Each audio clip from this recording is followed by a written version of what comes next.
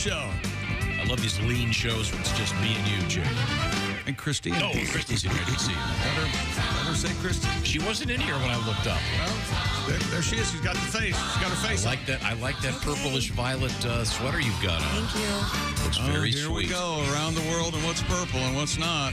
Your bangs look good too. Thank you, Tom. Your lips look soft and moist. Thank you. They've got a nice color to them today. Thank you. So I Why'd wasn't the that I show didn't start see you. late? Well, I was looking over Josh here. Arnold is. His new cycle is. This is poop time for him apparently. There's Ace Cosby. What? It looks violet to me. Willie is on assignment. Check here's Tom. Mr. Godwin is on Godwin's assignment. gone. What is? I have asked Mr. Godwin. He has a mission that he's on, and I have asked him to do that today. In fact, he just contacted me seconds ago and said, "Have a good show today." Perhaps we should call him in the car. Maybe he could do an a cappella version of Circle City, the song that's taking this show by storm. Ace is here, of course. Well, that's all that matters. The legend is here. Yeah, and I'm looking forward to having a great day today. I had a good luck thing I'll happen. put a stop. What happened?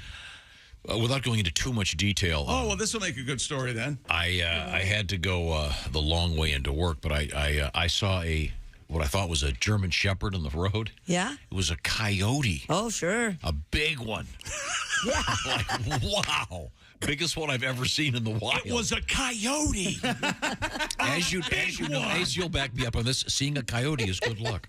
Yeah, but they're all kind of standard size. If you're American No, Indian, they're not. if you're Native American, No. it's good. It's good. Oh, wait a minute. We have one of the foremost experts in coyotes. I know, Ace. No, I've seen they're big typically the coyotes, size too. of a small dog. This one was gigantic. I honestly thought, oh, look, there's a German Shepherd. I better stop and help. I thought that because it was loose by the freeway. It was a coyote. So Did you stop and help him? No, he was fast and he wanted to get out of there.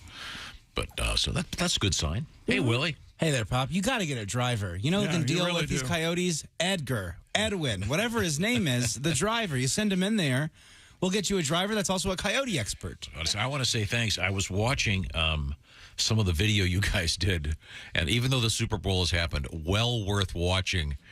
Some great stuff with you and Frank and Kostaki.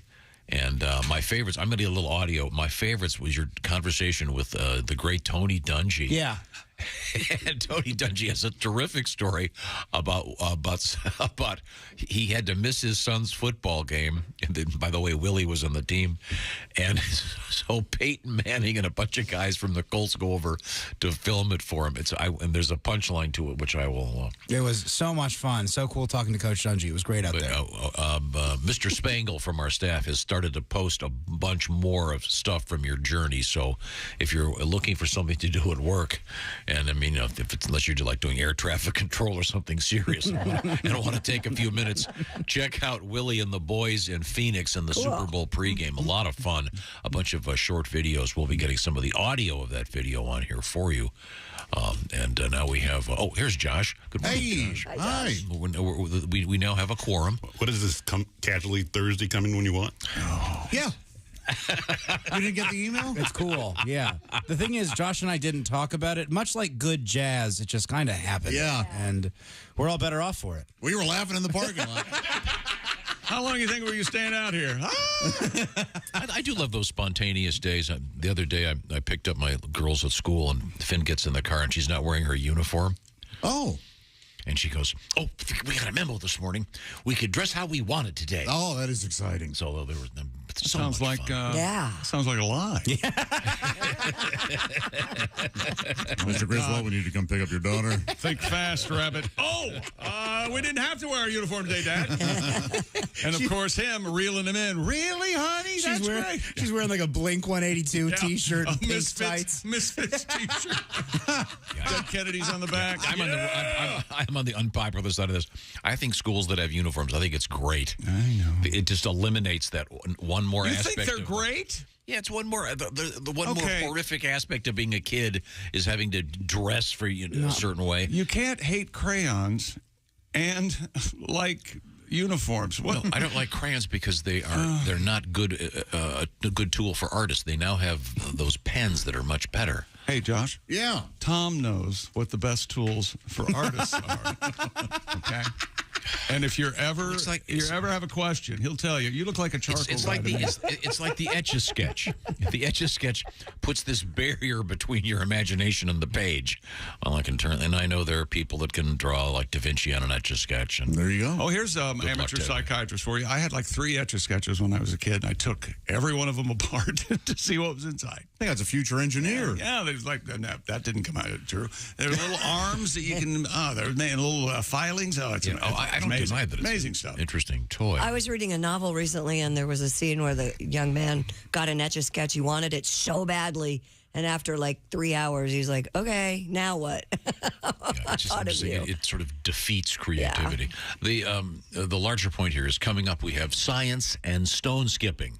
Yeah. Oh. In the news. As in the science of stone skipping? A couple of physicists have examined the what are the best stones, and I've considered. Oh, myself, you mean taking all the fun out of it? Okay, good. Yeah, I think I. Yeah. But It kind of strikes me for no reason whatsoever. Josh, are you really good at skipping stones? Not really good, but I can do it. I'm all right. back in the day before I hurt my arm, I was pretty much an expert. Nice, nice. You hear him over there? Yeah, oh yeah. Yeah, there's a certain shore near 5 Mile Creek in Lake Michigan that it's probably thousands of stones I've skipped out in there. It's so fun when you get a really good one. What I've thought, honestly, probably the best thing as a skipping stone is probably an iPhone, because you can grip it just perfectly. Oh, yeah? I'm not going to do it. I don't want to do it.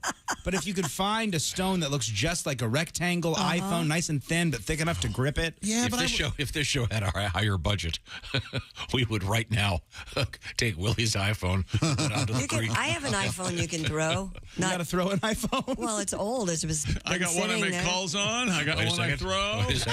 Coming next week, we're going to get Noah on this, our videographer. Sure, we're going to skip an iPhone. Sure, try it. I don't care. On the creek. It's been sitting down. It's one of my kids. I don't know where it came from. It's been sitting there forever. Yeah, they do have a stone skipping contest, of course, in Mackinac Island. Yeah, I got second place there one year. Oh, very good. That's in my new book, Wild Claims and Boasts That Can't Be Backed Up. Yeah. Oh, yeah. I mean, with proper camera technique, they can now see, because a properly skipped stone at the end, it basically is a boat. You know, it skips several times, then it just cruises like a Donzy cutting through Little Traverse Bay. Hey, you guys Donzy. want to go back out and stand in the parking lot for a couple It's hours? fun out there. It's raining. It's kind of cold. It's serious. Yeah. We cussed, laughed. Woo! Okay, well, Being late and having a buddy is the best feeling in the whole world. Because there's no way we can both get in a bunch of trouble. We're going to cut it in half because it's the two of us. Oh, I just love it. While you were in the parking lot, we were recording you both out there. Oh, okay. Okay, let's listen. Good one, Willie. There it is. very Thank good. you for sparing us. Very good. Let's see now. Coming up, we have some sports news, of course. Sure. We got a parade, Super Bowl parade. I love a parade. Drunken NFL players. It's again, it's amazing. Do we have the F word again? I could rustle one up for you if you'd like. Have we archived that one? We've got an interesting news story about a daycare center that was giving the kids melatonin. That is, I sat there, that story came on my TV and my mouth flopped. I couldn't believe at how smart that idea is. I was amazed. Why didn't I do that? We have a story out of a place that appears in a movie. The place is called Medieval Times, the restaurant. Yeah, one of my favorite places. Adjusting. There's a terrific scene. I think it's in the movie Cable Guy. That's correct. There's a great scene where they're there and something funny. Well, there's something interesting happening in one of those.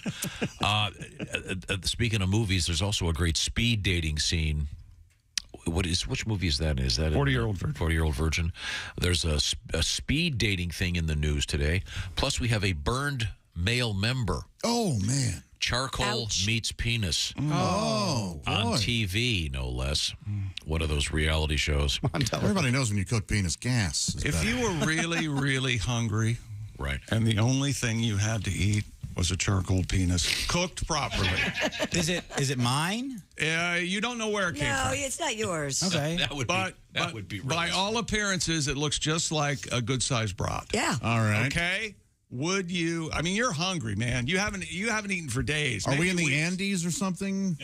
Is this a life or death I situation? guess we Is could this a be in plane the crash? Andes. Okay. Yeah. Is this an Alfie Packer situation? If you don't eat the barbecued penis, you're gonna die. Yeah. Yeah, I'd eat it. Yeah, I think I would too. Well, what kind of barbecue is it? Oh, for gosh sake. It's a nice Kansas City rub. How's that? I don't need the barbecue zone.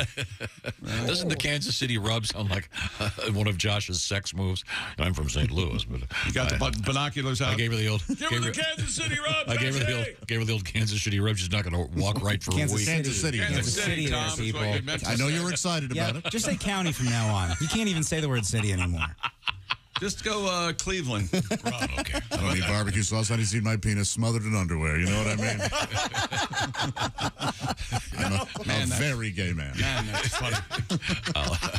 Coming up, we have Like a snake up against the glass. we have two stories already involving the Cadbury cream eggs. Yes, we do. I'm a fan. Yeah, Hard pass. One of them is a More for crime. me. One of them is a crime story. Cadbury cream, no good. Cadbury caramel eggs. Oh, good. Now you got something. I will admit those are better. Oh, wow. Yeah, good. More cream eggs for me. They're both. Well, you delightful. like custard too, you Love custard. communist. And then, Just give me a custard smothered in underwear. and then I have a technical question for someone who's in the candy Like business. ejaculate. When I was a kid, every once in a while, my mom would get one of those boxes of fancy candy. Sure. And it was one of those things where you, Hey, Mom, have you seen the fancy candy? you know what I'm talking There's about. my fancy candy. The you- Whitman sampler. Whatever they were, and you'd bite into one, and it would taste like mouthwash. You'd throw that one away, and you'd bite it. You ever get the Charles Whitman sampler? Like every third one was a bullet. Do you ever get that one? Yeah. That's the Texas, Whitman. Only Yeah, available in thank you. Texas. They're giving him for free, throwing him off a tower. Yeah, sure. When did they put the map in there?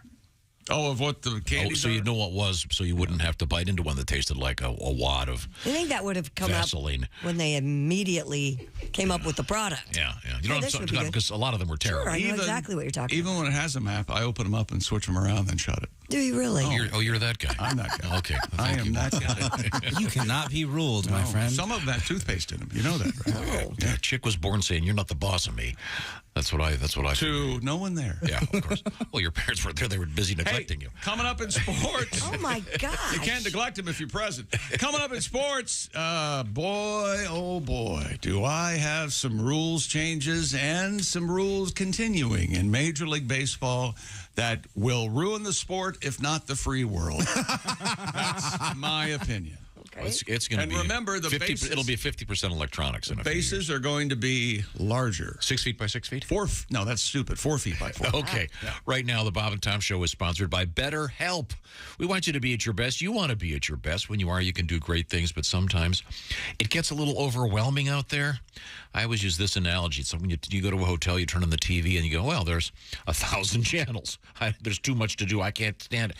This is why we've all got to kind of settle down. And one of the ways you can do that mentally is to get some help. BetterHelp has connected over 3 million people with licensed therapists.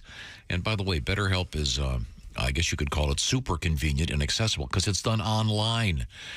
With many of the benefits, of course, of in-person therapy. If you're thinking of giving therapy a try, BetterHelp is a great option. Once again, convenient, flexible, very affordable, and entirely online. How does it work? Well, you fill out a brief questionnaire. You'll get matched with a licensed therapist. And if needed, by the way, you can switch therapists at any time, no charge. If you want to live a more empowered life, give BetterHelp therapy a shot. It can help you get there. The Bob and Tom Show is brought to you by BetterHelp. You can visit them today at betterhelp.com/BT Show. And by the way, that'll knock 10% off your first month's fee. That's BetterHelp, H-E-L-P, betterhelp.com/BT Show. And I will remind you that, once again, it's 100% online. Coming up, we have some cool audio from Willie and the boys in Phoenix, and we have a pickle news this morning. Pickle, TikTok, and cheese. Sounds like a great law firm, doesn't it? You know, here at Pickle, TikTok, and cheese, What you about- don't pay us until we... Oh, sorry. What about radish sandwiches? We're doing pickles and cheese, I think. There was an executive decision made by somebody else, and that's no, we're not. Really? Yeah. Somebody else? You know, Jess. Oh, geez, you I might better want to shut up. She's small and angry. This is the Bob and Tom Show. Bob and Tom. Well-meaning, but Yeah, they're They're all messed up. More than slightly confused. So much for joining us here on Thursday, February 16th. My name is Mark Allison. You're listening to Bob and Tom 24/7. On the way, Hooker the Cooker. Jess Hooker going to be stopping by with a new TikTok trend. It's not going to be the radish sandwiches we talked about. No, we're going to be doing the pickle in a blanket later this morning. Also, West Coast Mountain correspondent Al Jackson will zoom his way in from Denver, Colorado, or nearby. He's the co-host of the nationally syndicated daytime talk show Daily Blast Live when he's not on TV. You can catch Al Jackson Thursdays right here with Tom, a quiz to get him a little more hip, urban, cool, if you will. Al Jackson, also the author of a children's book, Where is Baby Ford? Available now at aljacksonlive.com. All on the way on this Thursday, and you are listening to Bob and Tom 24/7. Good morning, I'm Johnny Loud One with things you may have missed. China has imposed trade and investment sanctions on U.S. military contractors Lockheed Martin and Raytheon for supplying weapons to Taiwan, stepping up efforts to isolate the island democracy claimed by the ruling Communist Party as part of its territory. Ministry of Commerce announced Thursday companies were barred from importing goods into China or making new investments in the country. Wasn't clear what impact the penalties might have on Lockheed Martin or Raytheon. The United States bars most sales of military-related technology to China, but some military contractors also have civilian businesses in aerospace and other markets. Never before publicly seen video of the 1986 dive through the wreckage of the Titanic released by the Woods Hole Oceanographic Institution Wednesday. More than 80 minutes of footage on the institution's YouTube channel chronicles the remarkable achievements of the dive led by Robert Ballard. It was the first time human eyes had seen the giant ocean liner since it struck an iceberg and sank in the frigid North Atlantic on its maiden voyage back in 1912. Ballard said Wednesday that he was struck by the sheer size of the vessel, as well as the shoes still left on the ocean floor of those who perished. And that's a look at things you may have missed. I'm Johnny Loud One, and you're listening to Bob and Tom 24/7. Things you hear on the Bob and Tom Show. Now, this is exciting. Thank you very much for being here. You're on the Albert Brooks Show. And what is it you do for a living? I do radio, actually. Really? Yes. You do radio? Yes. That's incredible. So that's exciting. All right, we'll be right back. Come on! You do radio. This is a television show. Nobody cares. Help me out. You go back to your table. You have a life. My career's in the toilet. And then big smiles. Welcome back. We were kidding off the air. She's a killer, this one. So you were telling me before that you do radio. Yes. That's exciting. What do you do actually in radio? I do news. You do news? Yes. Really? I'm a newsreader. You are a newsreader. Yes. I didn't know. That's Yes. great. We'll be right back. Come on! You read the news.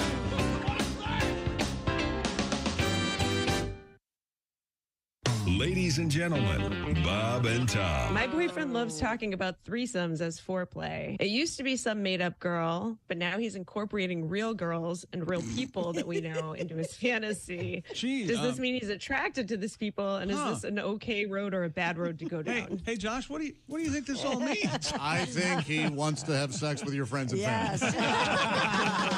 Bob and Tom in the morning and highlights all day long. The Bob and Tom Show, weekday mornings at 6 a.m. Eastern on Bob and Tom 24/7. Good morning, sunshine. Bob and Tom 24/7, 24/7, 24.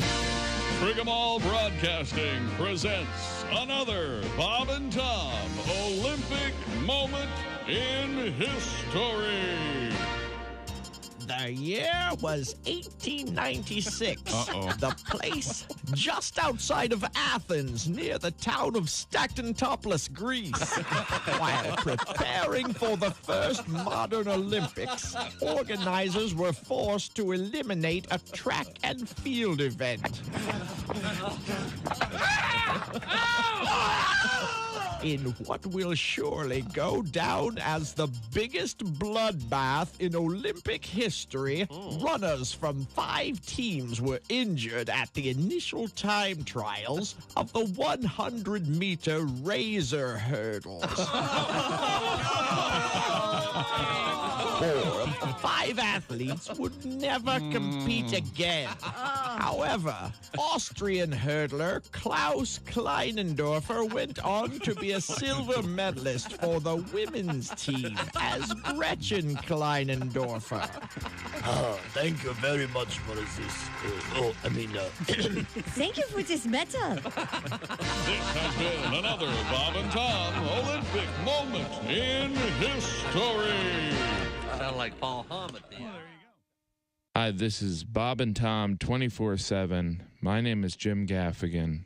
I have to go and, well, I just had a so you know where I'm going. You know you're too high when you're eating cereal naked and your girlfriend tells you to put some clothes on. You realize it's not your girlfriend. It's just a woman on a bus. That's how you know you're too high. Hey, guy, it's Kid Tarmac. This is Bob and Tom 24/7. Welcome back to the Bob and Tom Show. Christy Lee at the news desk. Hello. Pat Godwin on assignment. There's Josh Arnold. Hello there. There's Ace Cosby. Hey.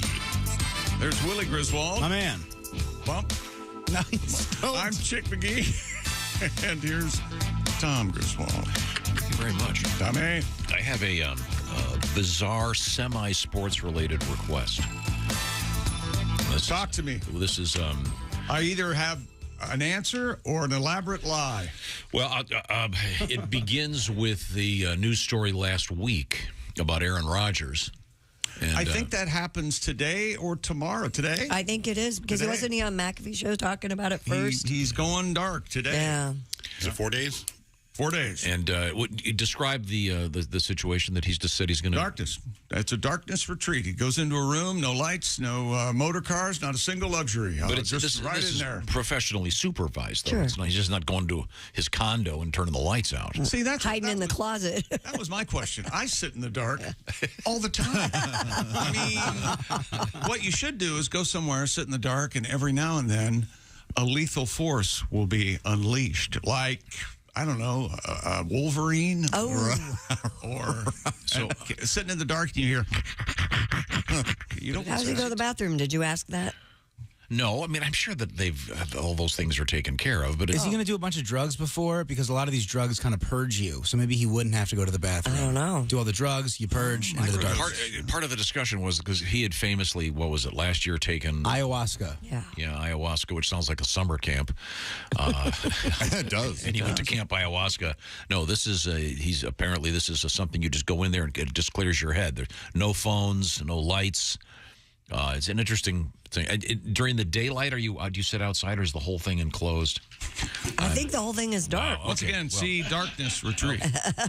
In any event, someone has requested, I got a nice letter here, from Patricia and Jim in Green Bay. Jim and Pat. And they would like to hear this in reference to the 4 Days of Darkness for Mr. Aaron Rodgers. You'll see the connection. This is from the movie Young Frankenstein, and the scene involves the great Gene Wilder as Dr. Frankenstein, and he's about to go in and visit the monster, and he's telling people, don't, no matter what I say. You explain that part in this bit. My favorite Gene Wilder movie is Young Frankenstein. Yes. Oh, yeah. I can do anything you want from that movie. I think the funniest scene in the history of movies is when he says, whatever I do, if I go in there. Whatever I do, no matter what you hear, no matter what I say, and I want you to listen to me, no matter how bad it gets, do not open this door. Do you hear me? Do not open this door. Hey there, handsome. Oh, my God. Let me out. Open the door. It was a joke. You stupid son of a bitch. Open this door. My favorite speech from the movie is, first of all, my favorite one-word impression is, said again. Yes. Said a dirty word. My favorite speech, because I've used this, I've lost some jobs in Hollywood. I was let go off Reno 911, and people say, "How did you react?" I said, I was brave at first. I was like Gene Wilder, like, no, be of good cheer. If Hollywood teaches us anything, it teaches us that we must accept our successes as well as our failures with quiet dignity and grace. You son of a bitch bastard! What did you do to me?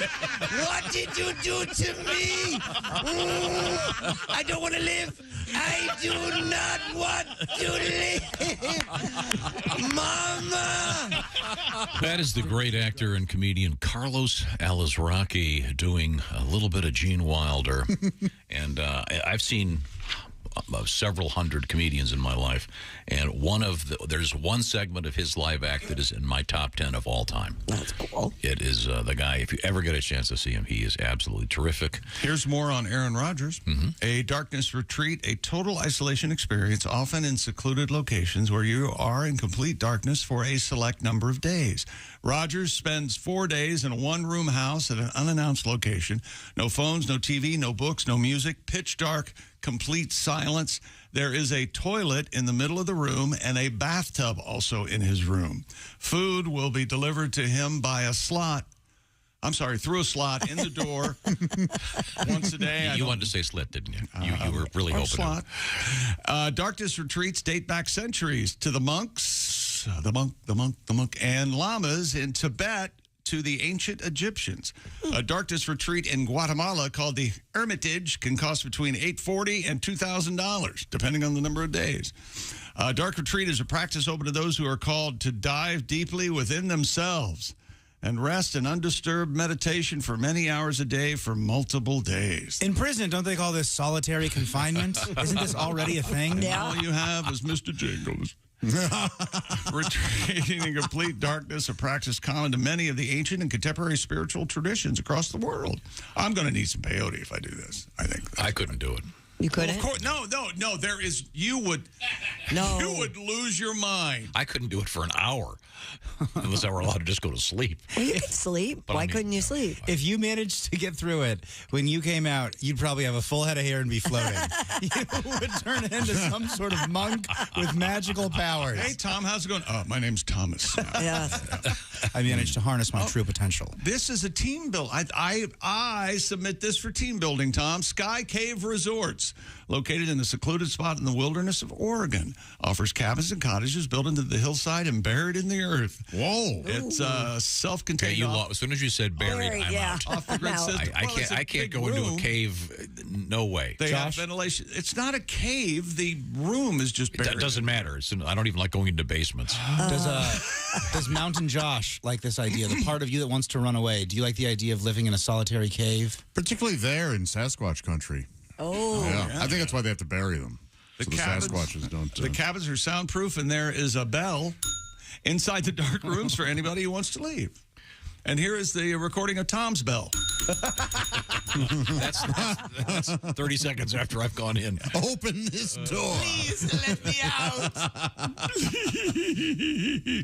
out. Rodgers says, I'm looking forward to this as much as anything I've done in a long time. I've done a lot of research heading into the retreat, and I'm really looking forward to this. I'm going to contemplate my future, he said. All right. And I believe this is the third year in a row that he doesn't know if he's going to come back and play football. Oh. Yeah. Well, if he does come back and doesn't end up in Green Bay, where do you think he'll end up? New York Jets. Okay. That's the scuttle butt. Okay. I couldn't. Could you do this, Christy? Could you get yourself locked away for even a day? No. Josh? Yeah. A day for sure. Yeah. 4. I don't know that I'd want to do 4, but I guess it would depend on my journey. I could do 24 hours. Really? Yeah, I could as well. Absolutely. Nope, couldn't do it.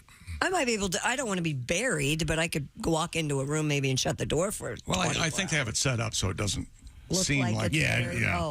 You don't get any books or anything. It's just you. No, you. That's the purpose. I mean, I can see. Shut your mind off. Well, Mr. Arnold, we've got everything that you've asked for. Here we the go. lotion is over here. Yeah. The T-shirts are over here, and when you're done with them, there's a slot you can put them in. Beg your pardon. There was a gentleman on Strange Sexual Facts. He enjoyed that practice so much he rubbed. It was raw.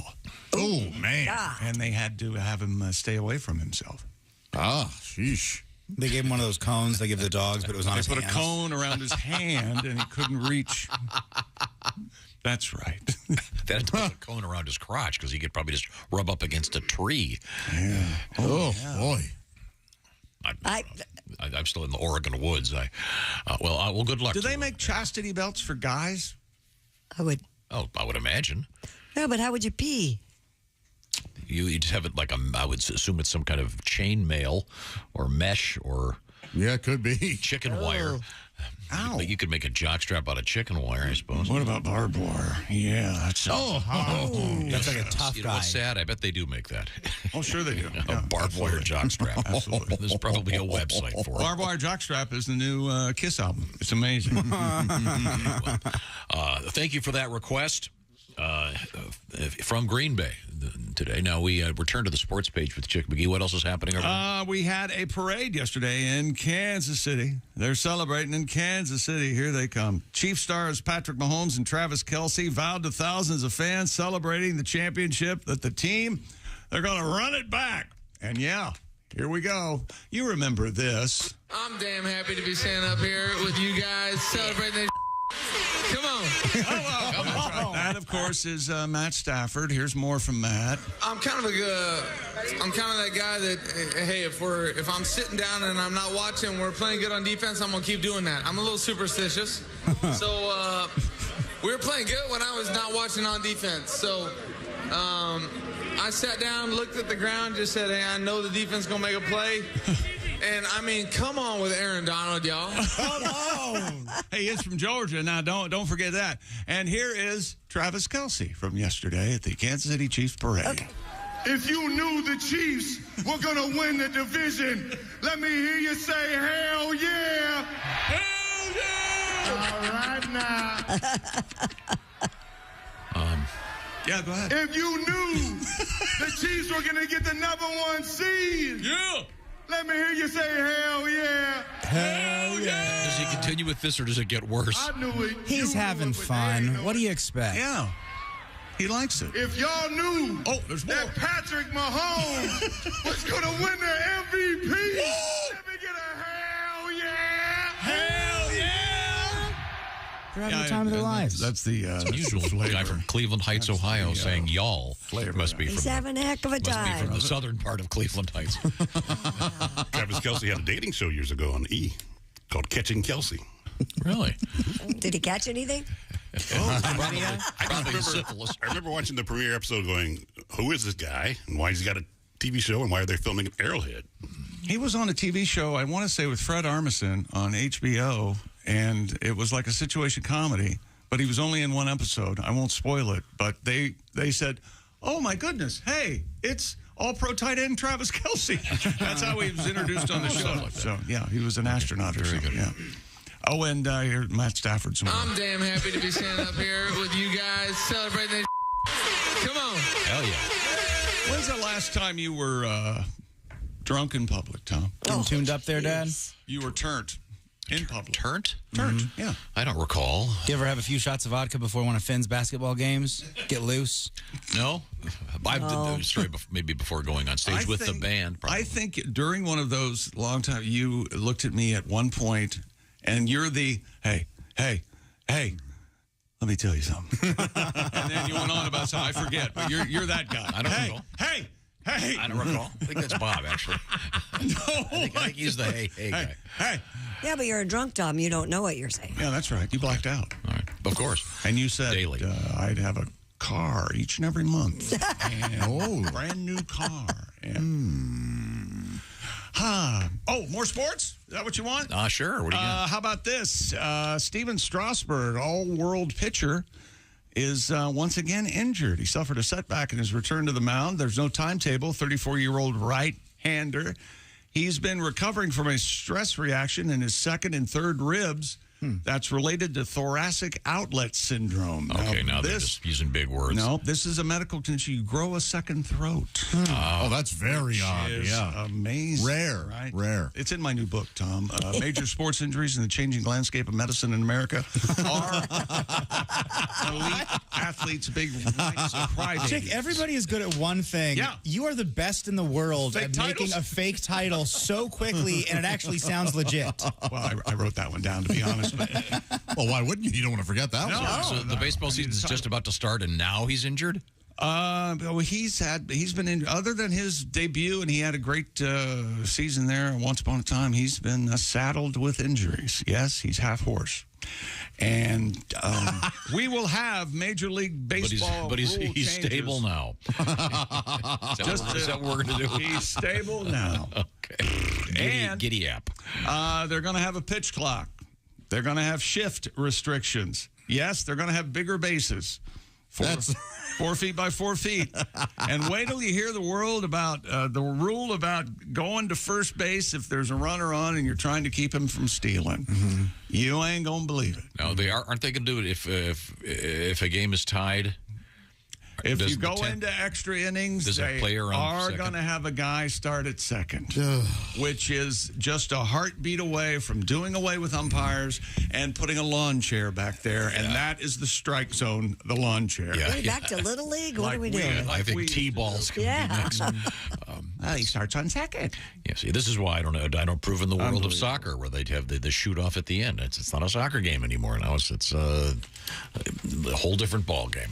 And we're going to have music from the victory parades. We'll come back. Okay, to that. good. Also, coming up today, we have what would it be like if you had a hot coals flying in the air, landing in your groin? Oh, no. And you didn't have any clothes on. Yeah, that's coming up. Right now, I want to talk about great food and things you don't like to do. You don't like to spend hours at the grocery store searching for stuff, long checkout lines, the usual junk. HelloFresh is going to save you that because HelloFresh does the shopping. And then they send it to you. Oh, did I mention they do the measuring? HelloFresh, this is every week at least 40 recipes curated by expert chefs. Whatever your food lifestyle may be, HelloFresh can get you hooked up from fit and wholesome to family friendly to quick and easy. Some of the new stuff, they've got the Southwest pork and bean burritos or the falafel power bowls ready in about 15 minutes. And how it works is they send you the fresh food. You put it together based on the recipe cards they've given you, and they've already done the measuring. So it's very easy, but you're getting high-quality restaurant-level food from HelloFresh. Willie, what's the latest over there? Check out the barbecue pulled chicken tacos with creamy slaw and red onion. HelloFresh sends you 8 ingredients. Put those together in 4 easy steps. In 20 minutes, you have this delicious taco dish that you made at home with HelloFresh. HelloFresh has their best offer ever. Sign up today at HelloFresh.com/BT Show 65. Why the BT Show 65? Well, 65% off plus free shipping. I'll say that again. Free shipping. The code is BT Show 65. HelloFresh.com/BT Show 65. Restaurant quality food. They've done most of the work, and you get it fresh. And it's great, and it's fun. Perfect for date night, Josh. Great for helping the kids learn how to cook. BT Show 65 at HelloFresh.com/BT Show 65. Coming up, why you should never be naked next to a large campfire. Very, very serious business. And how to escape from prison dressed like a sheep. We'll see if it worked. This is the Bob and Tom Show. Text us at 888-262-8661. More Bob and Tom next. State law.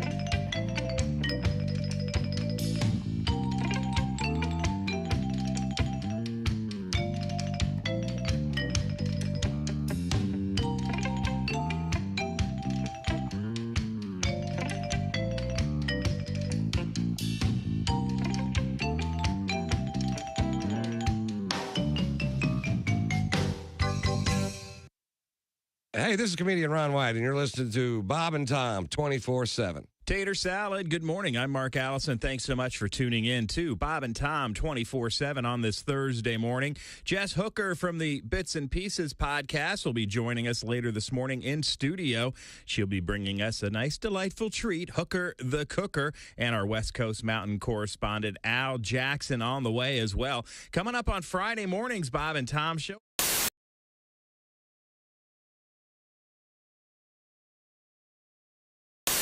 Hey, this is Willie Griswold with the Bob and Tom Show here with Kostaki Economopoulos live at Radio Row, and we are joined by Christian Ponder and Isaiah Kavinsky. How you guys doing today? Doing great. Thanks for having us on.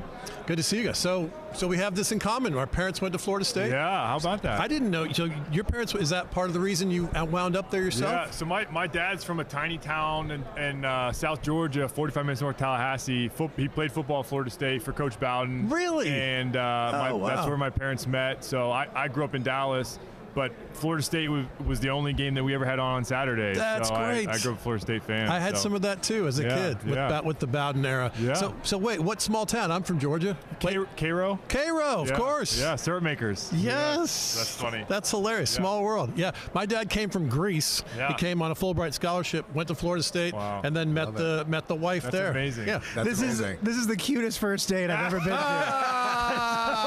Don't be jealous. Touche. I love it.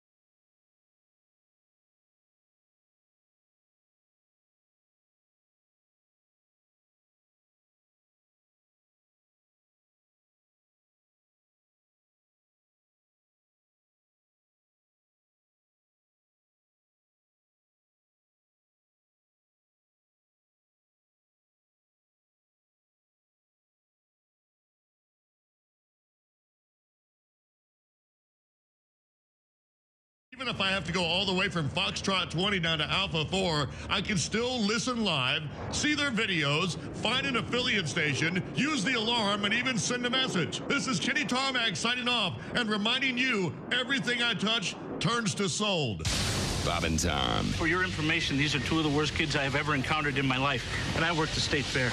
We were stupid before stupid was cool. Rick Schrader is our guest. Rick is a newly married new dad. Yes, I have a 4-year-old daughter now, she's a doll. Her name's Maya, and she's beautiful, but I'll tell you, she's fallen under the sway of the evil purple one.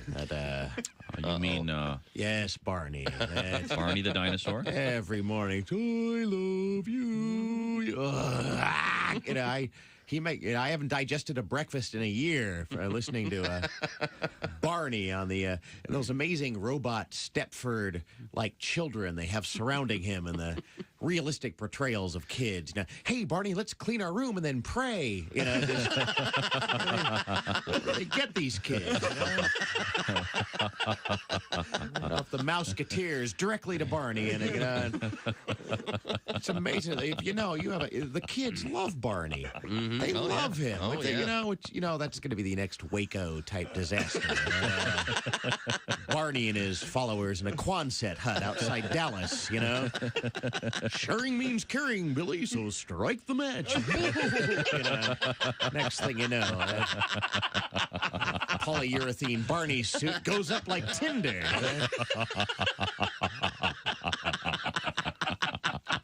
I point this out because I care. Hey, don't say we didn't warn you. There's laughter ahead. This is Bob and Tom 24/7. I actually I have a sexual fantasy associated with the earthquake. Go. All right, woke chick up. In my fantasy, I'm making love to this woman. Yeah. And then all of a sudden, she feels the earth move beneath her. Yes. And then she rolls over on top of me and shields me from debris. Safety first, everybody. Safety first. Hello, this is comedian John Evans. Padoom, padoom, padoom. And you're listening to Bob and Tom 24/7.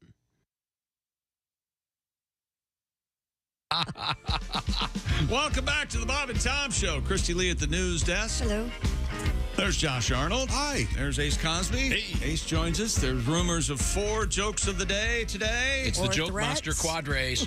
There's Willie Griswold. Hey, man.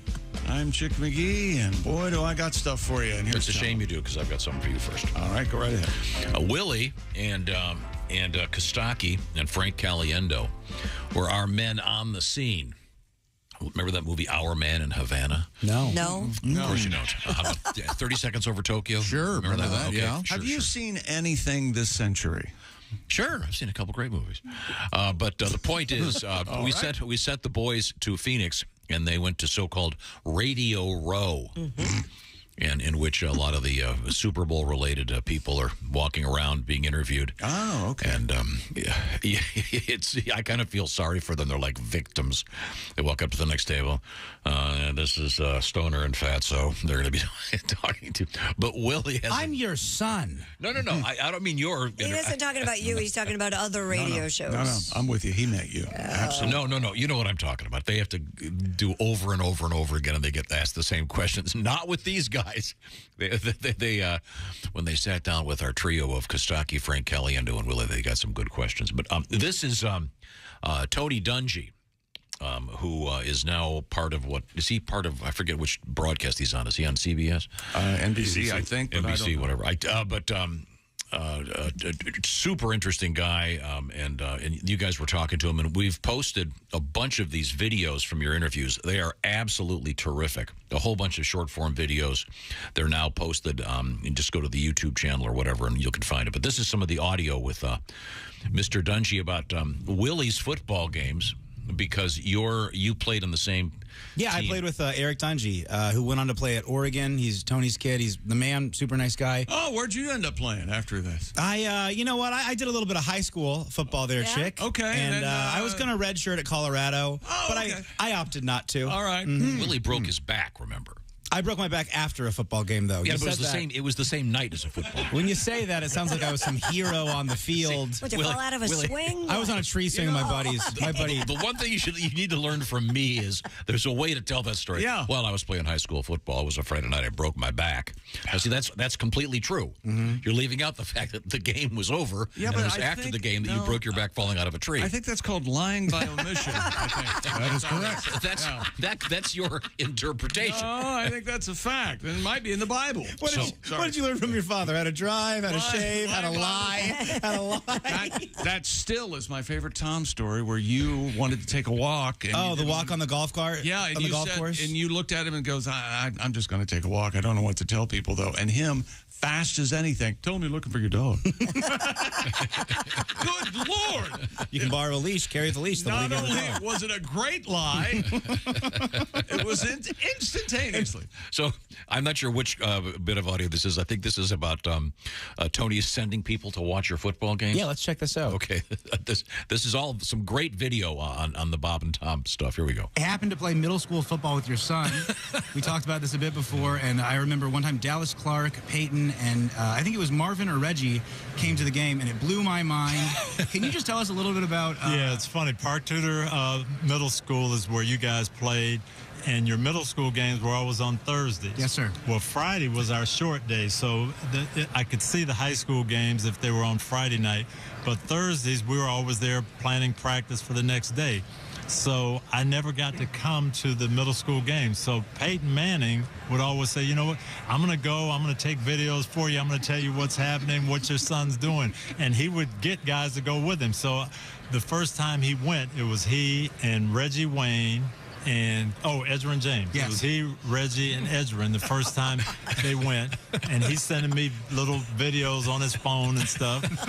And your coach called me the next day and said, hey, my guys couldn't even play the game. Everybody was looking at the sideline. The other team was looking at the sideline, you know, all the parents. So it was crazy, but that's how it would be. And those guys thought they were doing me a favor.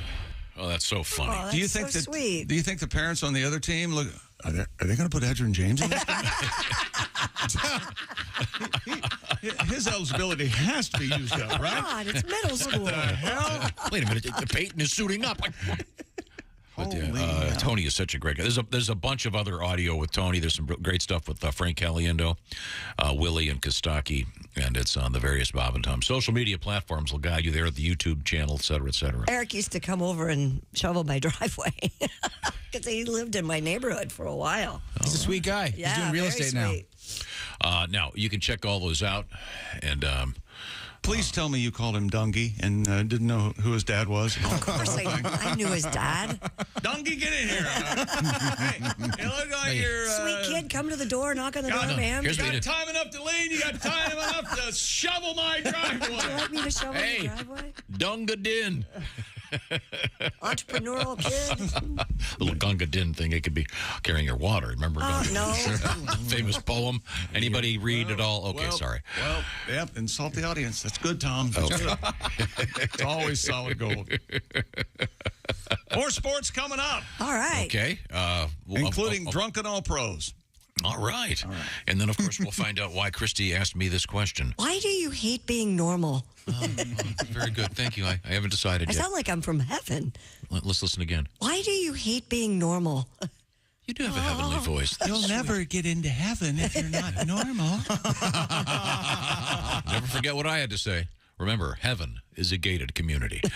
We'll be right back. This is the Bob and Tom Show. Thanks for listening to the Bob and Tom Show this morning. Even though we're not too much to look at, you can also watch the show on our YouTube channel.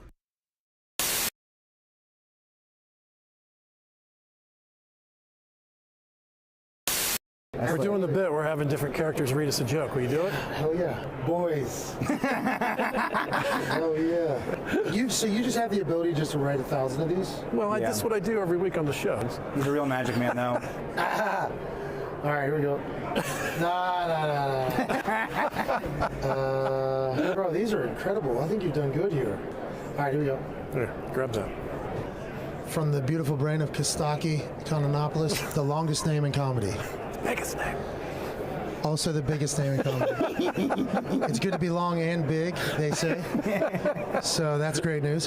Tom Brady really went crazy celebrating his retirement. That's right. Yeah. Heard he had a Bud Light White and half a non-organic avocado. Guy's living dangerously. Nice. Thank you for that opportunity. Nice. You guys are the best. Cheers to Bob and Tom. Always the Big Brain Central. Thank you, man. Awesome.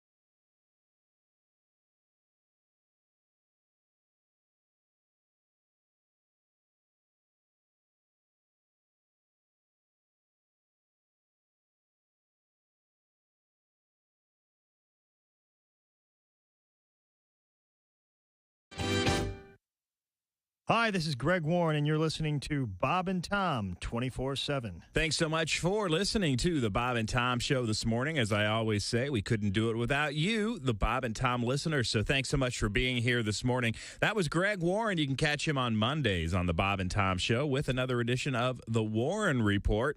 And you can catch him this weekend beginning tonight at Three Ravens in Monticello, Illinois through Saturday, February 18th. That's GregWarrenComedy.com for tickets and information. And our other friend, Kostaki Economopoulos, also out on the road. Well, we have lots of other friends, but Kostaki will be appearing at Yellow & Company in Mahomet, Illinois, coming up on February 17th. Then February 18th, the Strand Theater in Shelbyville, Indiana. Beautiful theater. Great place to see a show. Kostaki.com. That's Kostaki, Kostaki.com for information, or just contact the theater for tickets.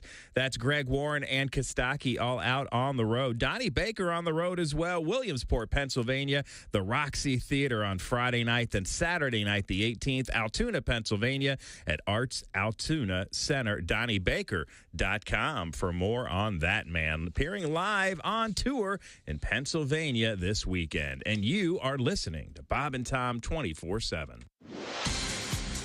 I'm Chick McGee with your Bob and Tom Sports Update. Kansas City Chiefs stars Patrick Mahomes and Travis Kelce vowed to thousands of fans yesterday celebrating the Super Bowl championship in Kansas City that the team will be back for more in the future.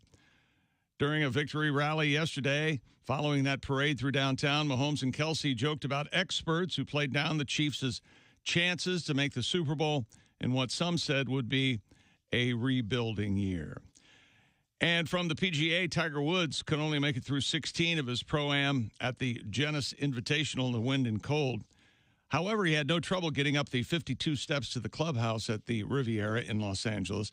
The real test comes today when Woods plays against a full field of the world's best players for the first time since the British Open.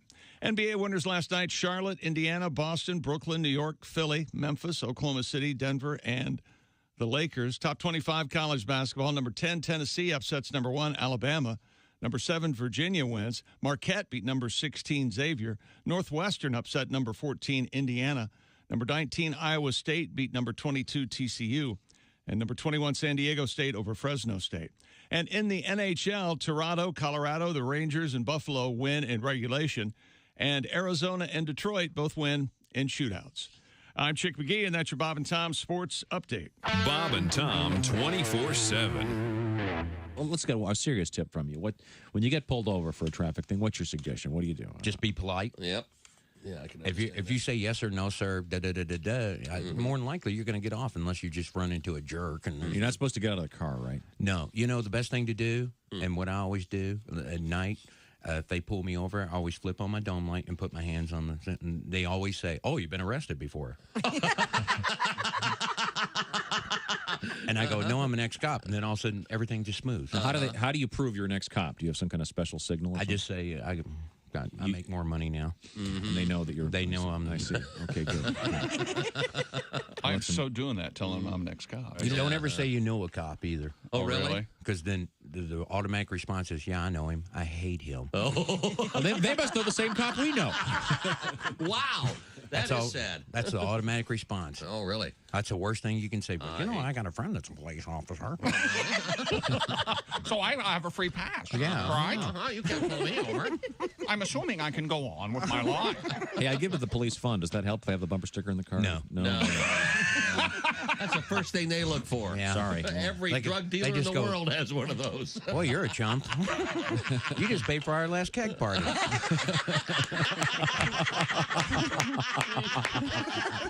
Morning laughter just might be the best medicine. I can hear you, oh no. You're talking out your ass again. Bob and Tom 24/7. And Jesus said, "Take this bread and eat it. It is my body." And the disciples said, "Jesus, we're all on low carb diet." We appreciate you dying for our sins, but we're all trying to slim down a little bit. We want to look good in the painting. Hey, don't say we didn't warn you. I'm warning you, don't do that. There's laughter ahead. I should be having a better time if this is a party. This is Bob and Tom 24/7. Calm. Hey, welcome back to the Bob and Tom Show. Christy Lee at the news desk. Hello. Josh Arnold is here. Hello. Jess Hooker is here. Hello. Getting ready to go work at the docks with Christy. She's got the vest on. I didn't wear my vest today. I know, but you have one, right? I do have one. There you go. Oh, Yeah. Jess has one of my favorite moves. What do you got? She's doing the bang swing. Oh, yeah. She's got her hair parted on the side, so she has to do that flip. Do you know that I used to be able to do that?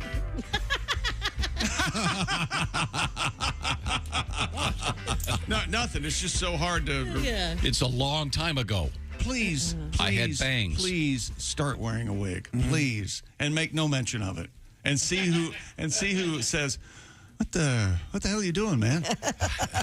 What if we get you a series of wigs, each has more hair than the last, and you start slow, and every day you just get a little bit more hair. In all truth, tell them the Marv Albert story. There's I know a guy locally that was a TV personality, and he had the 3 wigs. Yep. So it would look like he'd gotten a haircut. Oh, wow. Full wigs. Looked like he just got a haircut, looked like he needed a haircut, and looked like he was way past needing to get a We haircut. were just having this conversation off the air. You'll find out who your real friends are. Yes. And I have had the situation in which someone I've known for quite some time suddenly showed up with a full head of hair and didn't say anything. So What did you say something? No, I mean, it's extraordinarily. I can remember exactly where I was on the fairgrounds. Oh, hi. I'm not that guy. Like, if someone has food in their teeth, I can't tell them. You can't? I can't, no. I always do. absolutely can Yeah. because I would want them to tell me. Exactly. I could have said to him, hey, you used to look like Phil Collins. Now you look like Jeff Beck. What the hell happened? Sorry, did I? Once again, incredibly relatable. Phil Collins, Jeff Beck. Well, Jeff Beck, who sadly just died. He had great hair. But he died of old age, I think. Yeah, I think he was close to 80. But the point is, he had bangs and jet black hair at 80. Yeah, he did. Possibly from a bottle. That was a wig, So though, right? what? You think it was a wig? Probably hair dye. I don't know if it was a wig. If you were going to go with a wig, do you want the Jeff Beck cut? Do you want like a kind of just like a regular newscaster kind of cut, like a Rachel Maddow thing? Rachel Maddow. I go with the Rachel Maddow. Yeah. I'm either Rachel Maddow or I'm John Mayer in 2012. I think I'd go with the almost waist-length reggae twists. Jeez. Like, don't we have that picture of me, my senior high school, where my bangs are at the top of my eyes and my hair is down to my shoulder? And you have hookah shells on. And I don't, not in this picture. Oh. I look, what's the word? Ridiculous. No, that was the time. And I had the red blazer on we were red and white, of course. That's so nice. I'm sorry. Well, it's time to get back to sports. So much for my story. But before we get back to Chick, I got another thing from Willie. So and the we're boys. not going back to sports. Yeah, this is sports related. Do you not know the background on this one, Willie? It's about buying candles. So this is pretty cool. We're talking to Will Ghostin. He is a defensive end, Tampa Bay Buccaneers. He's the man. I asked him any big major purchases, thinking he'd say like a Hummer or a pet zebra. You mean like the motor vehicle? Yeah, exactly. Here we go. Is there any dumb purchase you made after your first contract? Yeah, there was a bunch of them. But the dumbest thing I bought, I spent a lot of money on candles, scented candles. Wait, what? Close to $5,000-$6,000 on scented candles. Whoa! I thought you were just saying like you went to Target and spent $250. That's a lot of candles, man. See, I like to be an open and honest person. You know what I'm saying? You guys are laughing at my trauma. I'm just trying to imagine how many candles is that? Bro, Usually, crack open that door from a long day's work and you just smell that aroma. That's right. Sit down, kick your feet up, sir. You've earned it. Okay. This guy's my new favorite. I was NFL going to player. say, that is next year's MVP. We have I to get love this him. guy in the air. That's hilarious. Will Golston. So cool, so funny. Thanks for giving us your time, Will. He was the He's the man. God, that is terrific. I often ask the question, what's the first thing you bought when you finally had any money? And in my case, it was a dog. I finally had my first new car at age 34, but I had enough money. I figured I could actually finally get a dog. Christy, first thing you bought when you finally had adult money? I don't have adult money yet, but I would buy a dog. I'm just kidding. No, I bought a car. A car? Mm-hmm. That's right. You're so car conscious. Yeah, I bought my first car at like 20-something, 22. Again, I was 34. I bought an Isuzu Trooper 2-door, the cheapest vehicle you could buy in America. I bought a Toyota Celica black. It was blacked out. Oh, it was so pretty. The Isuzu Trooper was a great car, but if you got on a freeway and there was a wind, it was like having a giant spinnaker on the side of your car. Didn't you have one of those, Ace? Mine had 4 doors. Oh, that's right. I got the early edition. I got the 2-door. There's probably one of them still on the road somewhere. That was a great car. Josh, first thing you bought when you had enough money to pay your rent and everything else? Nothing. I just paid off debts. You bought a house. That was, yeah, sure. Yeah, but you didn't I do anything still pay mortgage. you didn't do like any mad money thing, like go out and buy a full-size doll from one of those movies you like or something? No, I just wanted to pay off things. And you're so I got there. No, it was a peace of mind type thing. Jess, any Mad Money purchases for you? Oh, no. No Mad Money. Well, now we go to the king. What do you got? I don't know. What are you selling? I'm buying. What are you talking about? In your case, I have to re-ask the question. Even though you didn't have any money, dumbest thing you bought? Oh, boy. How many cars was I upside down on? No. I think the cigar store Indian I bought. You still have that, right? Absolutely. That's yeah. cool. If Ace had purchased a cigar store Indian, at least we would have had a coupon. Oh, absolutely. You ever buy anything dumb, Ace? You're so frugal. I can't imagine you buying anything superfluous or pointless. I think the most over the hill thing I ever did was I bought cheap. I bought LA Raiders half-season tickets. That's so funny. You madman! That's a pretty penny still. So He's got to go all the way to L.A. No, well, I would fly to Vegas like on Friday, and then Friday, Saturday there, fly over to LA on Sunday morning. Oh. That's cool. That's fun. Yeah, that is. That's amazing. You don't see him doing anything like that, do you? No, I'm stunned. I know you are. Who would you go with? I know. There was a record guy I went with most times, and then Jack Blades from Night Ranger comes sometimes. Oh, and then, of course, Uncle Cracker. There's going to be a new podcast. Mike Reno. It's Lunch with Ace and a rock star. That'd be a pretty good podcast, Ace. Ace has some stories. I'm sure. Willie, dumbest thing you've ever bought? After I got this job, I got a really nice coat rack. I got just like a really good coat rack. It's by the Peloton company. And I just keep all my coats up there. I keep my jeans up there. I've seen those. Laundry up there. Watch a few videos every now and then. Oh, yeah, sure. There. Just check it out. Hot Peloton girls makes a riding really a good. bike. They make a really a big thing you can dry sheets on. Yeah. You have to heave them over the top of the treadmill. Oh, and I forgot. I also bought a woman. No, I'm kidding, of course. Oh, you know something? But we all know where you're going. You know, but I'm not kidding. Well, the good thing is, when you sold her, you lost all your money. So let's just move forward. Yeah, it was a good deal. But it was totally worth it. I can tell you that. Okay, we've got to get Will on the air again, though. The guy that is so He plays funny. for the who? Tampa Bay Buccaneers. Very cool guy. And I don't know if he has a brother that also plays. There's another Golston. I don't know. Golston. And then there's a Molson. A Molson Golston? They make beer. Is alimony taxable? Like when you they don't have to pay taxes. No, they don't have They don't have to pay taxes on it. Yeah, Okay. it's So they don't tax. double dip. But it's your income. But you have to pay the taxes on the money you're giving to somebody else. Yes. The way I like to think about it is it's, Not all states have alimony, it's though. income that I'm giving away to someone I hate. That's how You know, that's That's how I think. I thought we were talking about Will Golston. No. I thought so, too. You can see there's some great videos. It's Kostaki and Willie, and occasionally some great stuff with some really funny stuff with Frank Caliendo. And these are all posted on the various Bob and Tom. You can hunt around, look on YouTube, et cetera, et cetera. Really funny stuff. We'll get a little more audio out there in a few minutes, and once again, we'll find out why Christy Lee asked me this question. Why do you hate being normal? Are you going to answer that? I don't know. Do you like being normal? No, I'm a little Do you think bit more you're normal? normal than you are. If you think you're normal, I got news for you. I know I'm not normal. See, you know what I meant. I don't give it any thought if I'm normal or not. I don't either, but you just are interesting. See how she was searching? See how she was searching for the word, not to say the word. The right nuts. adjective. It's like eccentric weirdo would have fit there. Goofball.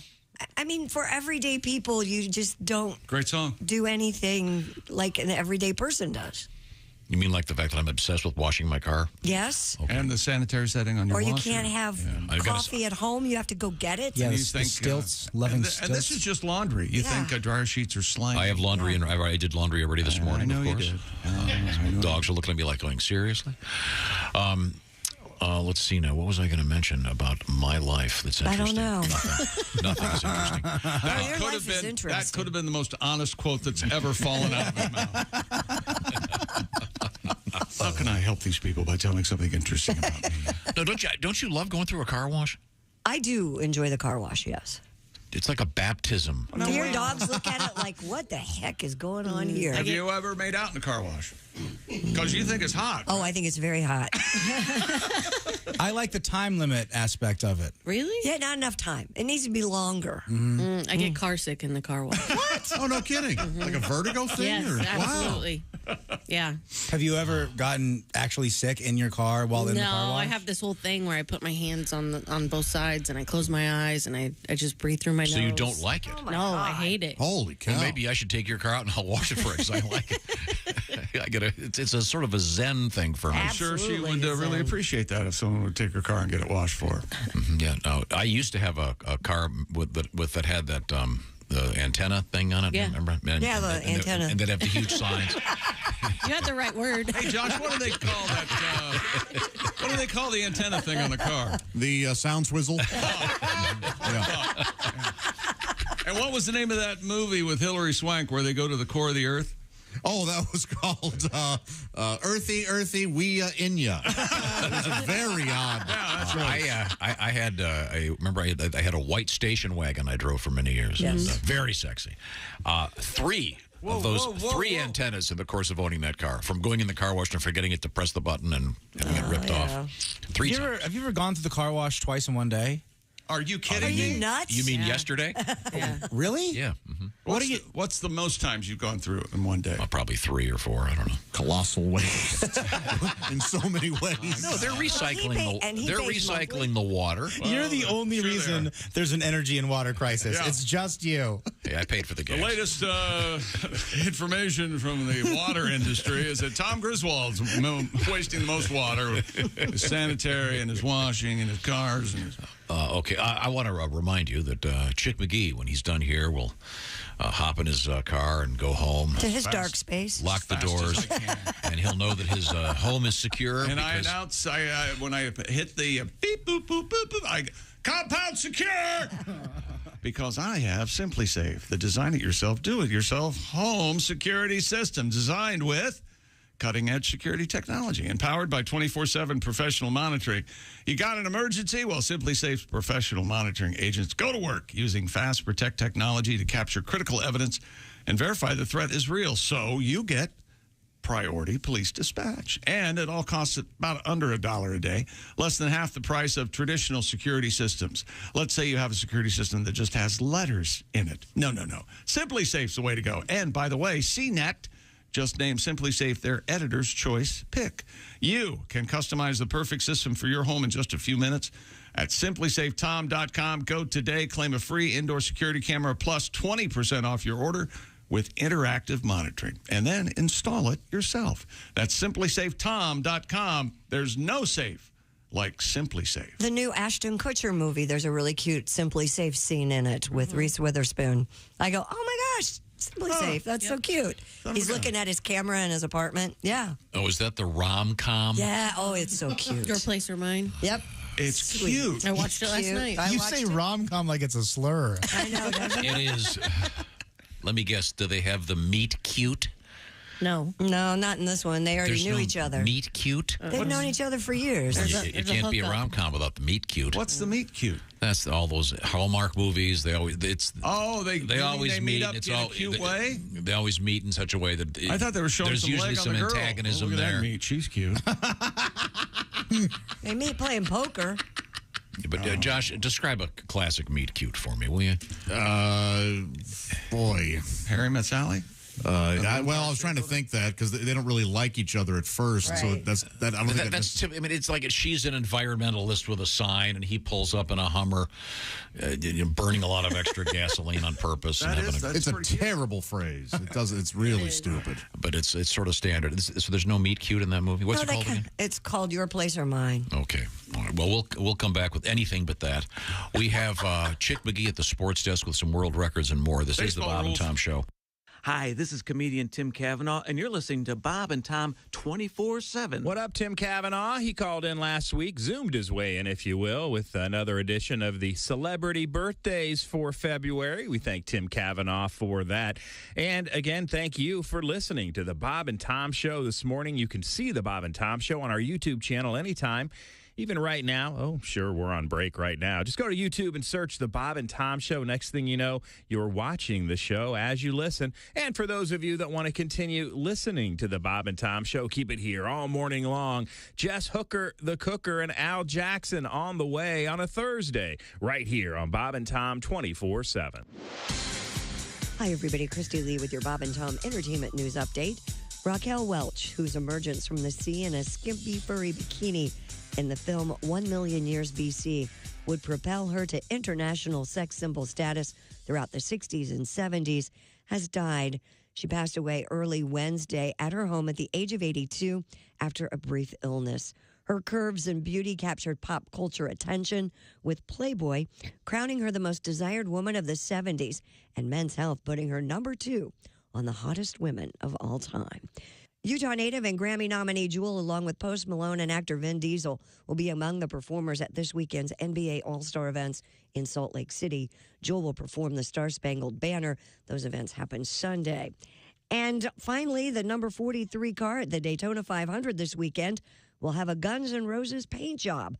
The band is sponsoring the car, driven by Eric Jones, for Sunday's race.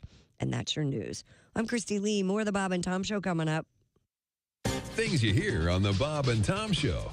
Comedian John Campanera. Vin Scully is funny because he's one of these announcers that loves to read lips. Wait a minute, here comes Tracy out of the dugout. He's in the umpire's face. It appears he wants to take the ump to Fuddruckers after the game. You know what makes me laugh is Skip Carey, Harry's son. He does the Atlanta Brave games. Sure. I listen to this guy when I can't sleep. Chipper Jones takes one on the outside. 3-1 on Chipper Jones.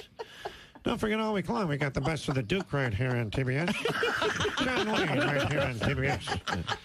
There's a long fly ball. Looks like that's out of here. I love that. And you know, Harry's going, I can't believe that's my son. You know, Harry would get excited over the dumbest stuff. Hey! Check out the kid in the sombrero.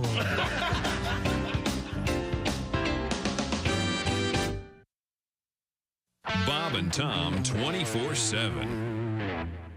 Time now for great moments in NFL history. The year 1976. The place, Miami, Florida. It was Super Bowl 10, and America was celebrating her bicentennial. The national anthem that year was performed by famous blind entertainer Tom Sullivan. Let's listen to this rare recording of his pre-game performance. Oh, say, can you see? Mr. Sullivan. What? You're not on the microphone. Take 3 steps forward. Oh, okay. It's just... Oh. By the dawn's early light.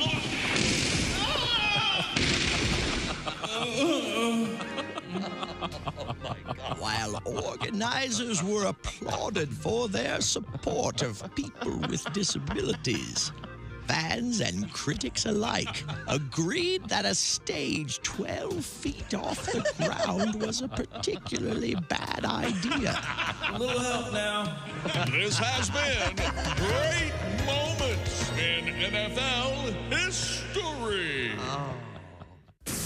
Bob and Tom. If you irradiate poop, it will be sterile, but it's still poop. You can pick your morning radio show, but you can't wipe Bob and Tom on the couch. Right now, Killer Bees joins us in the studio. Bees, how you doing? Real good, man. Waking Oh, up a see ya. shopping list over here. My wife's eating in bed now. She's at that part of the pregnancy where they crave all this food. Uh-huh. Some people have mirrors over the bed. We got a sneeze guard. Sleeping on those Posturepedic Sealamil, man. Hey, you ain't live till you're making love, and your wife says, "Go slow, I'm spilling my chili." From Donnie Baker and the Pork Pistols. She gave a sign for the bedroom. And I knew it was gonna be my night, alright. And then I porked an angel. Right between her 2 wings. And then I porked an angel. his her last night. It's Donnie Baker. Hey, Donnie. Hey, I heard you guys talking about that man with 13 inches of pork. Yeah, 13 and a half. It's crazy. You guys know Jamie Vickers? You know, drummer for Velvet Donger? No. He was uncut, too, and he could hide just about anything. Really? Did that affect the taste, Donnie?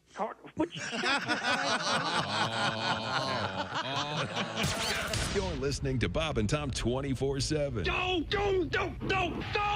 Essential Morning Radio. This is Bob and Tom 20. Welcome back to the Bob and Tom Show.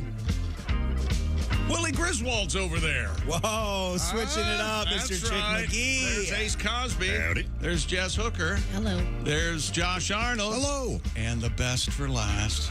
At the news desk, it's Christy. Well, thank you. Christy Lee.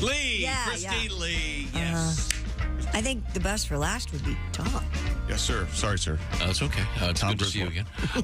We're looking forward to hearing some more of the audio from the boys out in Phoenix. Willie G, Kostaki, and Frank Caliendo were hanging out in Radio Row before the Super Bowl. Got some great stuff, and we're going to be hearing some. But all of it's not all of it, but a bunch of it's already posted. They did a bunch of editing this week. Does some really fun interviews with some of the guys. You can find them in the Bob and Tom YouTube stuff. What does it? Audio exists where you three gentlemen at some time were overserved at some point? I don't know if that's going to be audio for air, but keep an eye out social media-wise. We went out Friday. We managed to talk to some Chiefs fans, some Eagles fans. There was like some errant Bills fans that must have gotten lost in full Bill gear. Oh. But yeah, we did some man-on-the-street stuff. We went to the bars. It was a real good time. All right. Did Frank drink? Did who? Frank. No, Frank did not go out with us. Oh, I was going to say, he didn't look like a drinker to me. They saw Frank for like 3 minutes. Frank was on. Just the way Frank wanted it. Yeah. He came to Radio Row. He did a great interview with us. Yeah, we had so much So fun. you got the good interview with him. I'm sorry? We didn't. Oh, okay. Hey, by the way, is there a ruling on that where your team's not in the Super Bowl, but is it okay to attend the Super Bowl in your team's jersey? I think so. I think, of course. Right? Or wear your team's I think jersey it's a at home. celebration of all things NFL. See, I brought this up because my guy and his son wore Packer jerseys. No, on that's Super Bowl wrong. Sunday. That's totally wrong. And I go, what are you guys doing? The Packers aren't in the Super Bowl. Well, Chick, But they maybe- were like, hey, it's Sunday. It's football. Maybe they bought a package with anticipation the Bills were going to make it. That's what we got. Because they were Super Bowl contenders. We had a boy and his mother for his 18th birthday. She got him tickets to go watch the Bills in the Super Bowl. They did not make it to the Super And Bowl. she went with him? They still went out and they were having a blast. They were having a good time. Good for them. Are you against it, Chick? Or are you okay with it? I'm against it. Oh! No, wait a minute. You're against going out in public. True. Speaking of a mother going with her son, did you remember that series on HBO called Cat House? Remember the mom took her son to the cat house to get laid? Remember this? And she was explaining what she wanted the woman to do to her son and all this. And then she paid. And then, Who was it that said television is a great wasteland? They were lawn meter. No, a long time ago they were right. A vast. Not only did they make that, this woman actually exists. Okay, perfect. We have what could happen. One of the good things that can happen on reality television is someone can get badly hurt. And that's coming up in the news. It involves hot coals and a penis. Ooh.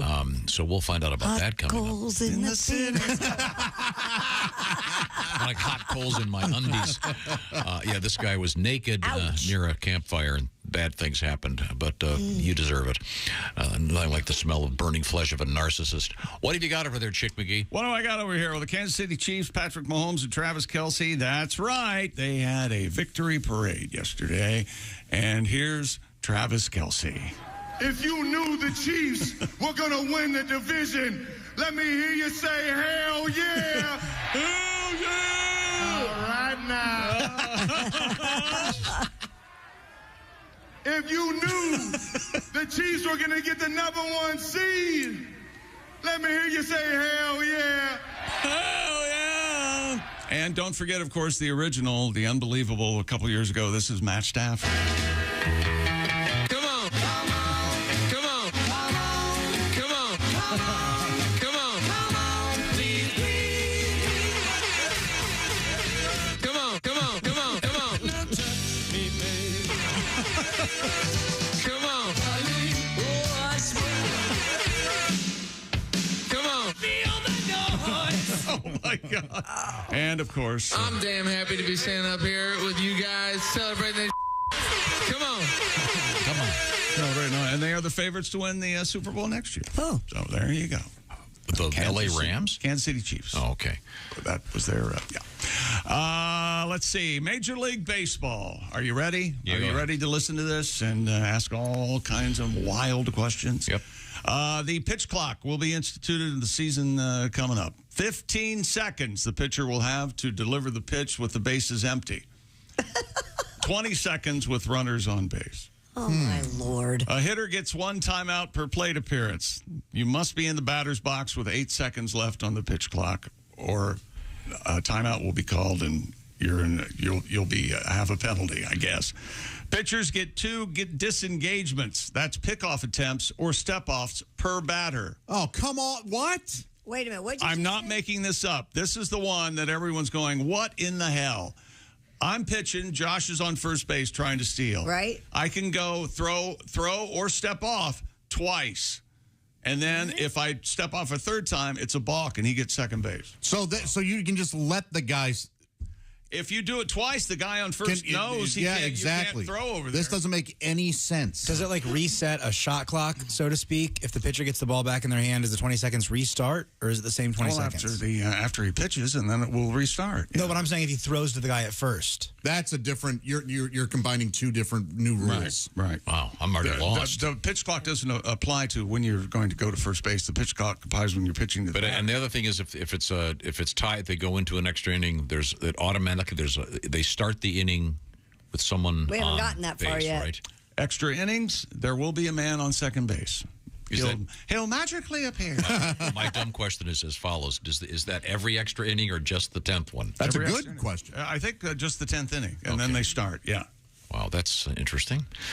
What they're doing is they're going to anger loyal, longtime baseball fans while not attaining new viewers at all. And what they're trying to do is please new baseball fans like Willie's generation. And it's not going to work. It's all about television. Who you don't have time to watch a baseball game. Right. Come on, we need this to pick up. I'm watching Jimmy Fallon on my phone. I can't watch the baseball game. Exactly. He's doing a karaoke challenge with Post Malone. What do you expect me to do? This is like a wild 7th grade birthday party. I love it. Bigger bases. First, second, and third base increased from 15 inches square to 18 inches square. Now, correct me if I'm wrong, but that's 1.5 feet. What? I wouldn't know the math. 18 inches is 1.5 feet. Yeah. Okay, very good. Bigger bases are expected to have positive impact on player safety. Now, they're mentioning that they're bigger bases, but no one's mentioned how plush they are now. Oh, really? They're like a giant beanbag. They're not even square. Oh, that's anymore. sweet. Isn't that nice? They should sell them. They should commercialize them. Well, put a name on them? Like the sleep number first base. Yes. And they've obviously tried these rules out in minor league baseball, and baseball says bigger bases reduced injury events near the bases by more than 13% in the minors in 2022.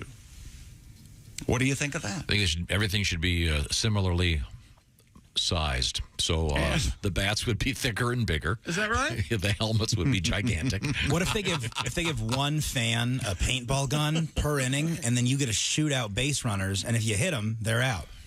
And then you'll hear a and he has to turn around and start running the bases the other way. How about the old school carnival game? Yeah. No? So, Tom, what do you think? New rules in baseball. That's not in my lane. The pitch clock is what they're calling this. Helped reduce game length in the minor leagues in 2022 by 25 minutes. Whoa. That's almost I think a lot of this is all for television. And I think eventually that's where the money is. More than half of all the calls will be made electronically. I hope not. That takes the human element out of it. I don't know. Oh, you're for it. I know. Well, I think the most interesting story in sports right now is getting ignored, and it's the fact that the MVP of the Super Bowl should have been the field. The turf was a gigantic problem. It's getting ignored because there's nothing they can do about that game. It's already been played. No, but I mean, if you're, I'll talk to you, Jess, since you're a reasonable human being. Oh my God! They say that they spray painted the field for television purposes. Okay. And the stuff that they sprayed it with made it extra slippery. And because it's rye grass, right? Yeah, and hence there were some. I don't know if did you watch the game? The whole thing about switching cleats and. Yeah. And people falling on the field. It was all due to the fact that they. I don't have a problem with how the field was. And you're allowed to switch cleats during a game. I've seen it happen hundreds of times. For player safety, the field wasn't particularly. Tom, they paint the field every year for the Super Bowl. Well, I know, but apparently the scientists are saying that was a problem. So I know that you're all happy about it, but if you'd lost $1,000 on it, you'd be going, wait a minute, if the field had been normal. Sorry, back to you. Why do you have to bring dollars into it? What if you were a diehard Chiefs fan? There are billions of dollars at stake, and I don't like to see the game changed because of a bad call or whatever it might be. And by the way, Chad Henne is retiring. He was that's right, backup quarterback for the Kansas City Chiefs. I had no idea. Considering Patrick Mahomes is the starting quarterback, that's why he played a couple years ago. What? That's a great gig. You just got to sit there. He's got 2 rings. Yeah. Oh, he does. Yeah, that's right. Chad Henne now is sharing stories about Patrick Mahomes. Thanks, Chad. Or as he said, Mahomes is a creature of habit. Yes, Chad said, Patrick has to have the same pair of underwear every Sunday.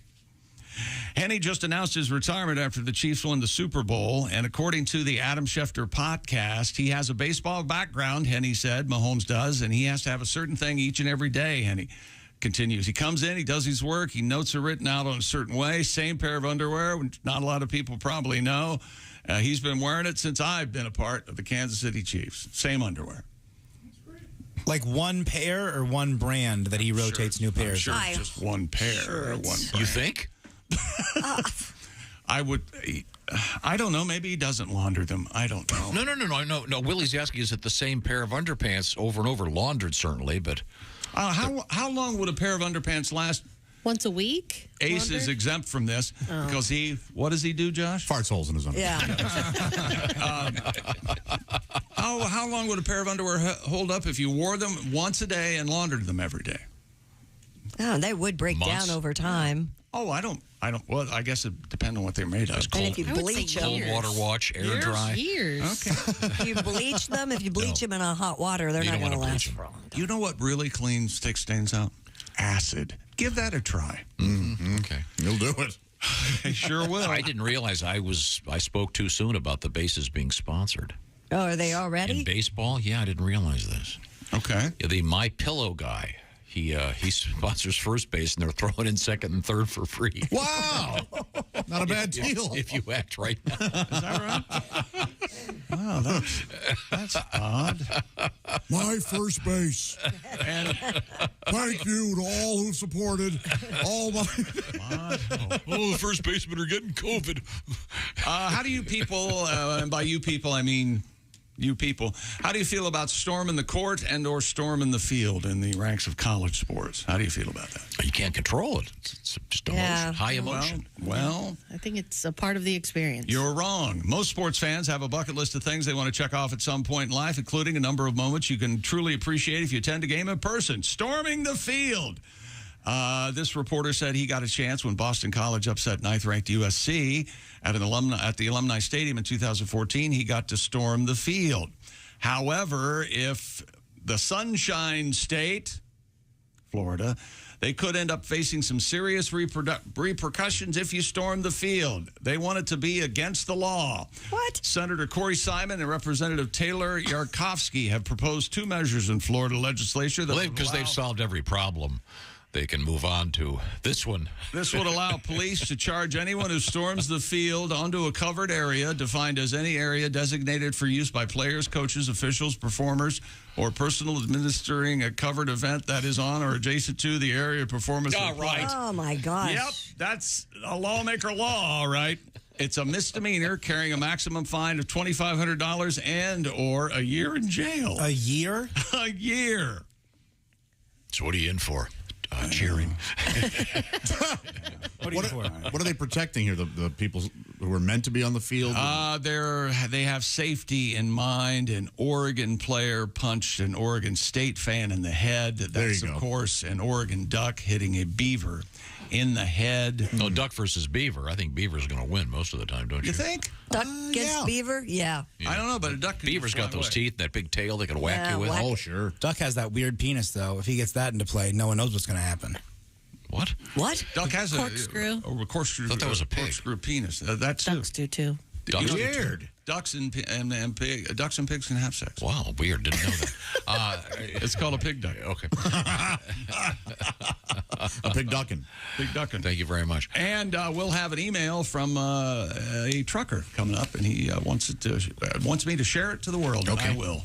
Once again, we've got some great stuff posted from Willie and Kostaki and Mr. Caliendo in Phoenix. And just some really fun stuff talking to people on Radio Row. We'll hear a little bit more of that coming up, but you can find that on the Bob and Tom social media platforms. It will guide you where you need to go, including YouTube, et cetera, et cetera. Now, coming up today, we're going to talk with comedian Al Jackson in a little less than an hour. Also, Jess Hooker is here with us, and I believe, is today the pickle thing? Today is the pickle thing. And we haven't even set this story up yet. It involves a crazy recipe that so far at least 12 million people have viewed this video on the internet, and it involves pickles, TikTok, and what?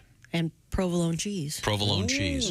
So we're going to talk about that, and you're going to make that for us? I am. And something in my life's come up concerning pickles, and I'll ask your opinion, and depending on what you tell me, that's what I'll do. Really? I'll let you guys decide. Okay. Well, we'll find out about that and more. I'm not sure what that is. That's a tease. Chicken a pickle. Also, we have an update on the owl in Central Park and how to escape from prison dressed as a sheep. Coming up in the news. This is the Bob and Tom Show. For a complete copy of the Bob and Tom Show contest rules, go to bobandtom.com/contest-rules, or just scroll down to the bottom of the page and see contest rules. This is the Bob and Tom Show.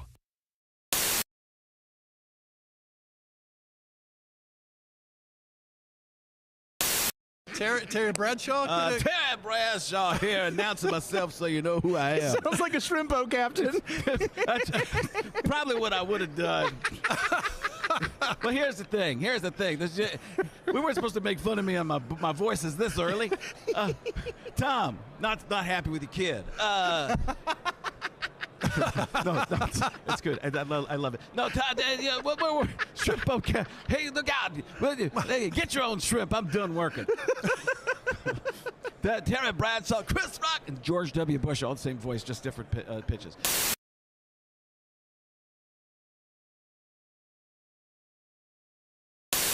Terry Bradshaw? Terry Bradshaw here, announcing myself so you know who I am. Sounds like a shrimpo captain. That's probably what I would have done. We got some extra from the Bob and Tom Show. With us in the studio, comedian John Garrett. You have a straight job? I mean, like a normal day-to-day thing? Yeah, I actually do. I'm actually a CPA, believe it or not. Yeah, and that spells party. Yeah, it does. Most people think CPAs are hysterical. Yeah. No, of course not. We're dorks, big dorks. But and honestly, on behalf of all accountants out there, I'd like to say that we don't all do taxes. Some of us prefer to embezzle. It's much more lucrative. I read recently Willie Nelson wrote a song called Whatever Happened to Peace on Earth as his little protest to the war in Iraq. And my immediate thought was, why does he care? It's not like it's his tax dollar being put to use. I mean, I think the U.S. government should write a song called Whatever Happened to Willie's 1040. Yeah, there's a tax joke for the accountants.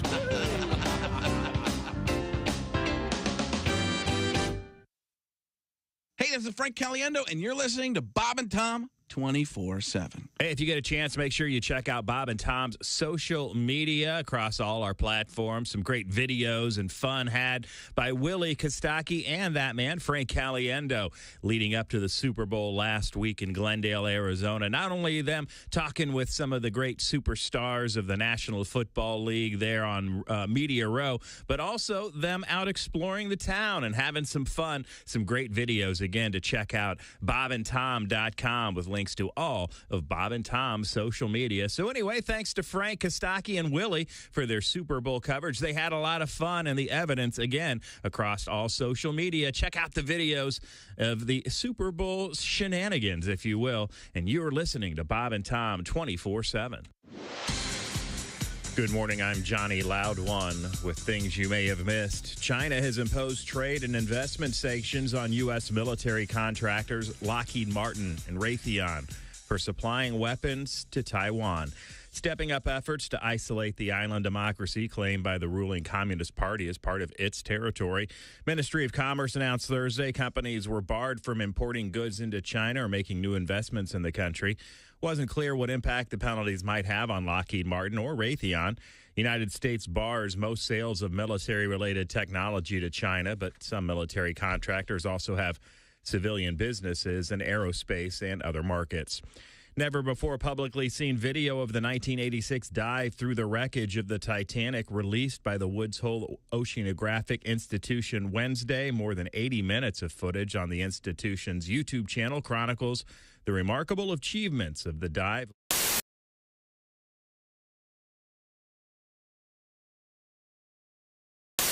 Terry Bradshaw? Terry Bradshaw here, announcing myself so you know who I am. Sounds like a shrimp boat captain. That's probably what I would have done. But here's the thing. We weren't supposed to make fun of me on my voice is this early. Tom, not happy with your kid. No, it's good. I love it. No, we're shrimp boat cap. Hey, look out.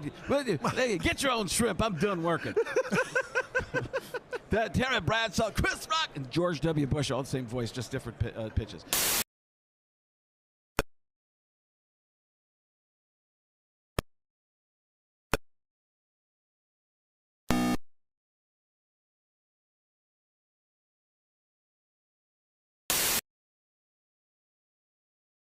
In the morning and highlights all day long. The Bob and Tom Show, weekday mornings at 6 a.m. Eastern on Bob and Tom 24/7. This is Bob and Tom 24/7.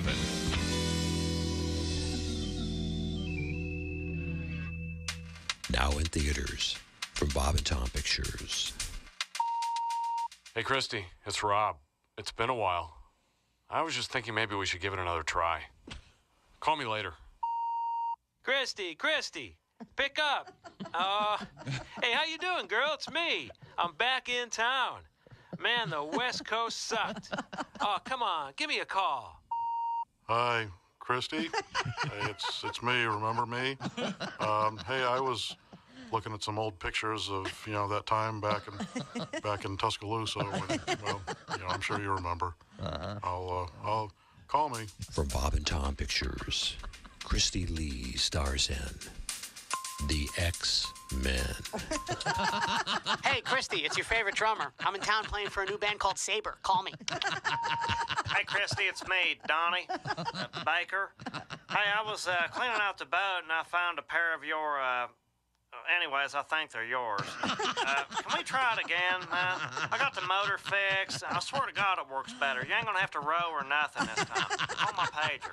Christy Lee's X-Men, now showing every other weekend and Wednesdays if she's not too busy. Hi, this is Nick Griffin, and you're listening to Bob and Tom 24/7. Are the stars out tonight? I don't care if it's cloudy or bright, 'cause I'm blind. Jeez. Essential morning radio, all day and all night. This is Bob and Tom 24/7. 24/7. Two can't wait to get there. Welcome back to the Bob and Tom Show. Christy Lee at the news desk. Hello, chick. Hey, there's Josh Arnold. Hello. Hey, there's Jess Hooker. Hello. We're going to have, it's a Pickle Day here with Jess. There's Ace Cosby. Hey. There's Willie Griswold. Hey, man. I'm Chick McGee. And here's Tom Griswold. Now, we have promised that today is the day of Quadra Ace, the new feature. Of all the things you remember to do, well, remember to go nothing right back can to stop this me from this. pile of... Hello, Bob and Tom Show. Hey, Bob and Tom, it's Donnie Baker. Hi, Donnie. How are you? I'm good. I don't know if y'all been following Glenn Beck's report that the government's finally manned up and come clean about it. About what?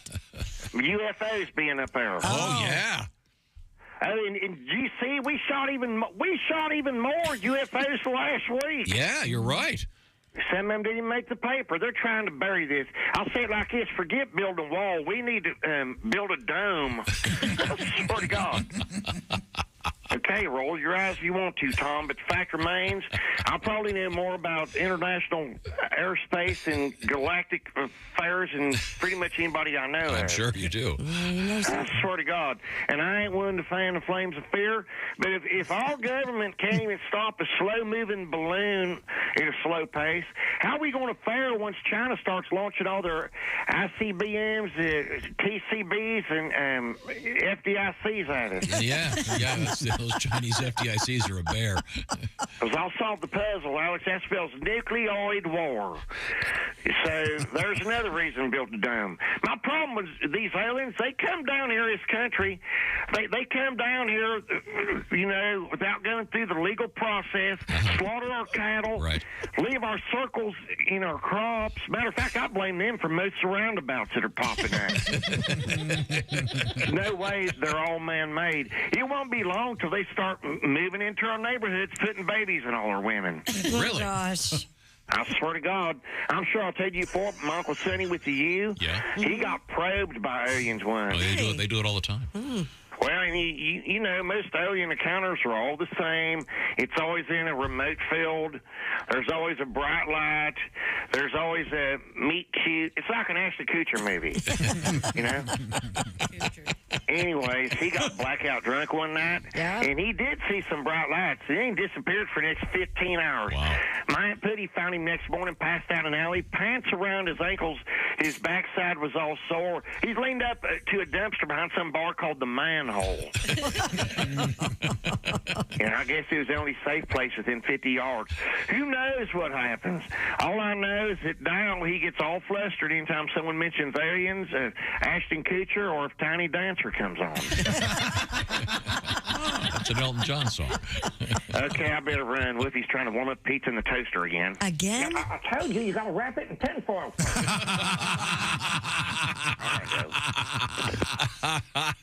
Dear Tom. Yes. Thanks for nothing. This starts off. Now what? I'm a farmer from near Waterloo, Iowa. We grow corn and soybeans and raise beef cows.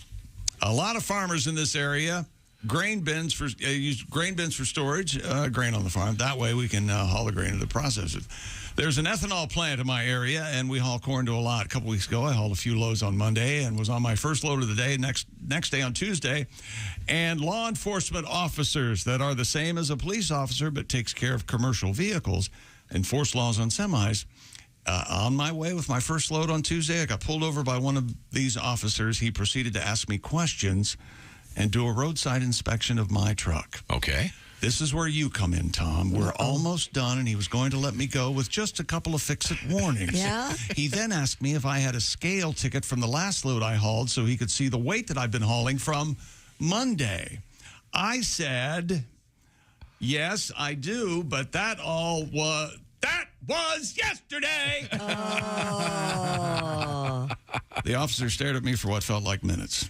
With absolutely no emotion on his face, he then told me to get out of the vehicle, asked me if I'd been drinking. He gave me a field sobriety test. I passed, and then he tore up the warnings and wrote me two $150 tickets. Oh, man. Just for going... That's exactly right. That, of course, is Foreigner. On tour right now. Here illegally. We're coming up this summer. It's Foreigner's Final Farewell Tour. Why didn't they call it, instead of Foreigner's Final Farewell Festival, maybe? Festival, Right. yeah. Something. Keep the 4F handy if you don't want to get drafted back in the 60s. Tiger Woods. Back in the 60s. Tiger Woods could only make it through 16 holes of his Pro-Am at the Genesis Invitational in the wind and the cold. Of course, his caddies, Phil Collins, Tony Banks, Mike Rutherford. Mm-hmm. Oh, that's why they call it that. Peter Gabriel. Yeah, they're all there. Genesis. He had no trouble getting up the 52 steps in the clubhouse, but he stopped after the 16th hole. A little leg problem. He plays against a full field of the world's best players today. Woods has never played very well at Riviera in Los Angeles, although he's the host of the club. He either 10 of 11 tournaments on the PGA Tour. He's either won or was runner-up. The exception was a tie for 18th at Riviera. So we'll see how he does today. But he wants to go play, Tom. Okay, well, good for him. There you go. Stupid world record. Over 1,000 people gathered at a warehouse in Belgium to break the Guinness World Record for the largest speed dating event. That's right. This took place on Valentine's Day. Oh, how sweet. The organization called Dare to Date. That's vaguely threatening. It is threatening. Organized the event. Which one of them has the fatal vagina? What? It's not the fatal vagina. One of these women has vagina One of them. dentata. Is it called vagina dentata? the teeth and the Was that some kind of a literary myth of some sort? Yeah, I don't know that it's ever. I don't know if there's actual cases out there. But that would be. Don't you want to know where that came from, though? What's the Disney movie, right? Vagina dentata. Oh, boy. It was like a castrata. So speed dating, huh? Previous record of 964 participants. They set a new record this past Valentine's Day. 1,363 speed daters. I don't know how they got an odd number, but... Now, with the speed dating there are thing, Siamese twins in there. So, explain to me how this works. I saw that one movie where they had the great thing, and the woman said her name was. The guy looks at it, you're Gina, and she goes, no, it's Gina. 40-year-old virgin. Yeah. So how does the speed dating thing work again? I think you've got 2 minutes it's set up one-on-one. Yep, cross every table. Yeah, Yep. you'd ask all the questions, and then timer's up, and you rotate. Would you Usually the woman rotates. Would you do that? I would do that. You would? I would. I'd absolutely do that. Okay, pretend you're doing it here. Oh, God. Okay, I'll go first. Are you gonna you and Jess first? First speed. I will say in advance I would be terrible at this, but go ahead. Hold on. Should we just do 10 seconds? Yeah, so you can make it all the way around? Yeah, maybe 20 seconds. How long? I have one question that I would ask every guy. Go ahead. You go ahead. 20 seconds, go. What's your relationship like with your parents? Great. They're both deceased, but it was very, very good. Okay, then that would make me ask more questions, obviously. Do you have any siblings? I do. Yeah, and your relationship's good with them? Very, very good, yes. Okay, how many ex-wives do you have? Just one. Oh, that's great. But if you want to get technical, it could get a little... Time up. Wait a minute. I've got it. 3 dead. Those are not the greatest. Those are very good, quick questions. Yeah, I think you can get far with just like the basis of the relationships you already have, right? Mm-hmm. Yeah, I think that's important. But that just shows you're a very reasonable person looking at long term. Right. I would be incapable Are you ready? of doing this. Go ahead. How much money do you make? That's Christy. I would say. No. Try it again. Try it again. Better yet, just bring your tax returns. Yeah. Start over. Go ahead. How much money do you make? I don't know, and I don't get to keep any of it. Out. That's all she needs to know. Yeah, I want to start over. That's a good question. Josh, would you be good at this? I don't think so. Yeah, I would be terrible. No, I'd be terrible. Willie, could you do this? I talk too much. This is built for my generation. Okay, do it for you. Sure Do it with Christy. Go ahead. You're asking the question. No. Date a guy. Date a fella, you think? Do it with Josh. Okay, if we were to go on a first date after this, Josh, what would we do together?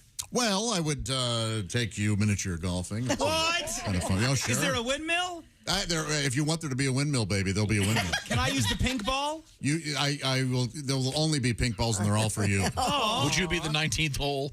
I'll be any hole you want me to be. See, I overpromise.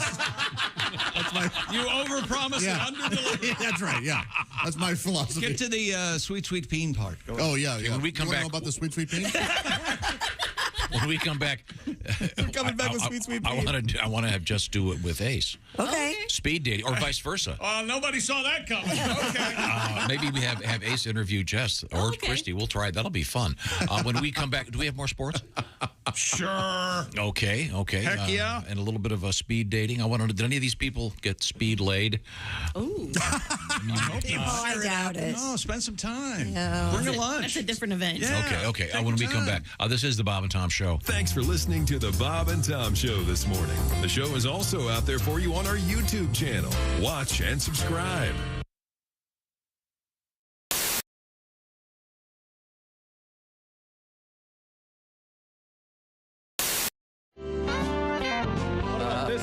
Well, Christopher Walken. The tribute to Christopher Walken. Marsupilami. Designed by one of your fans.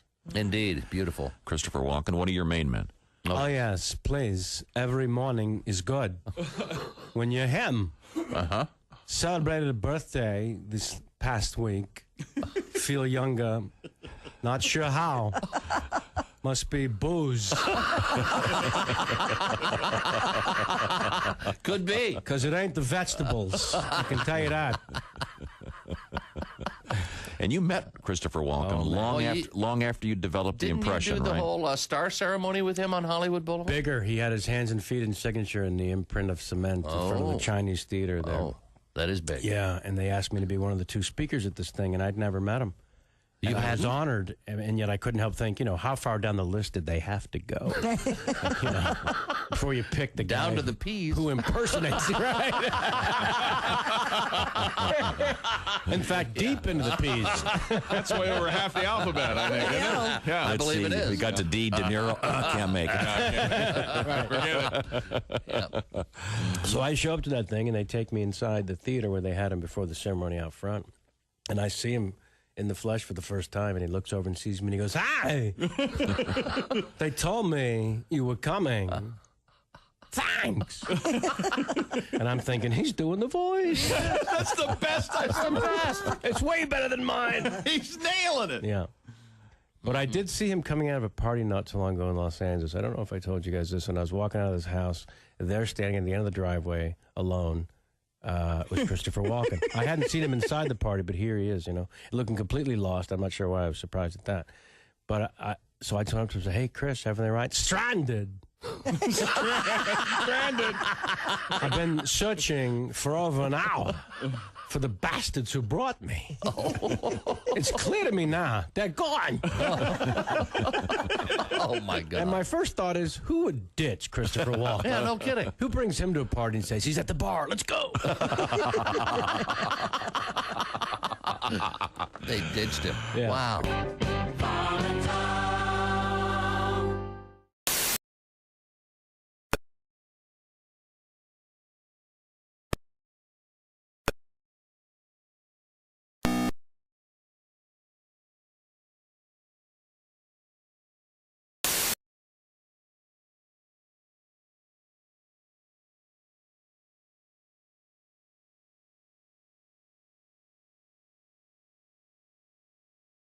Tom 24/7.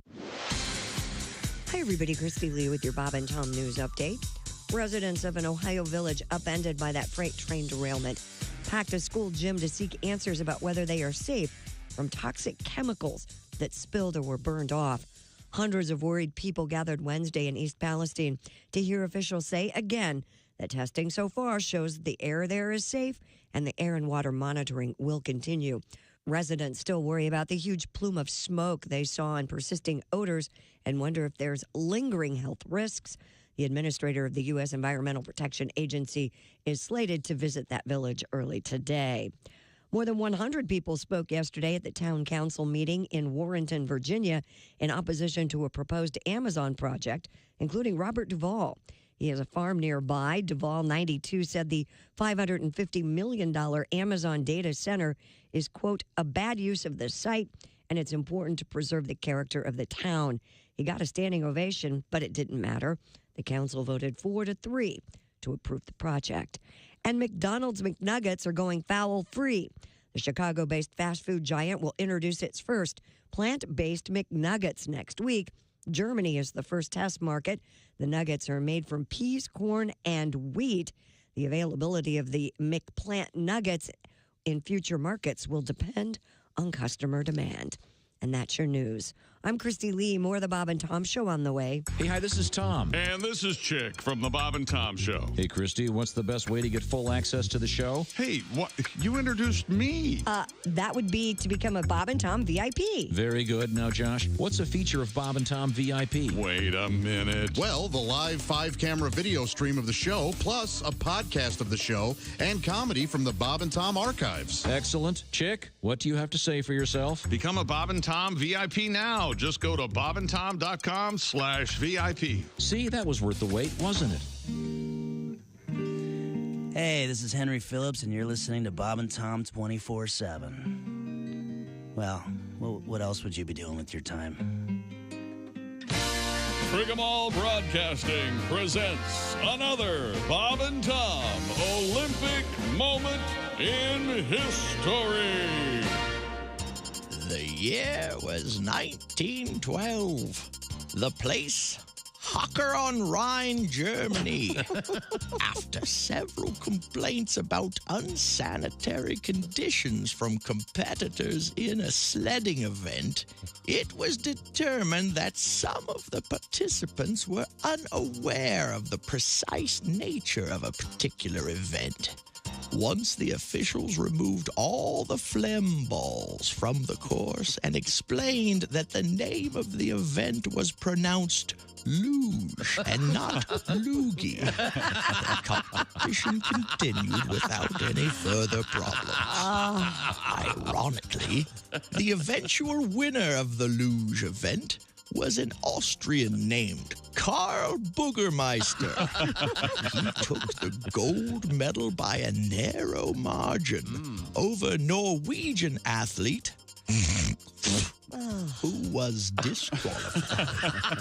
This has been another Bob and Tom Olympic moment in history. Bob and Tom 24/7.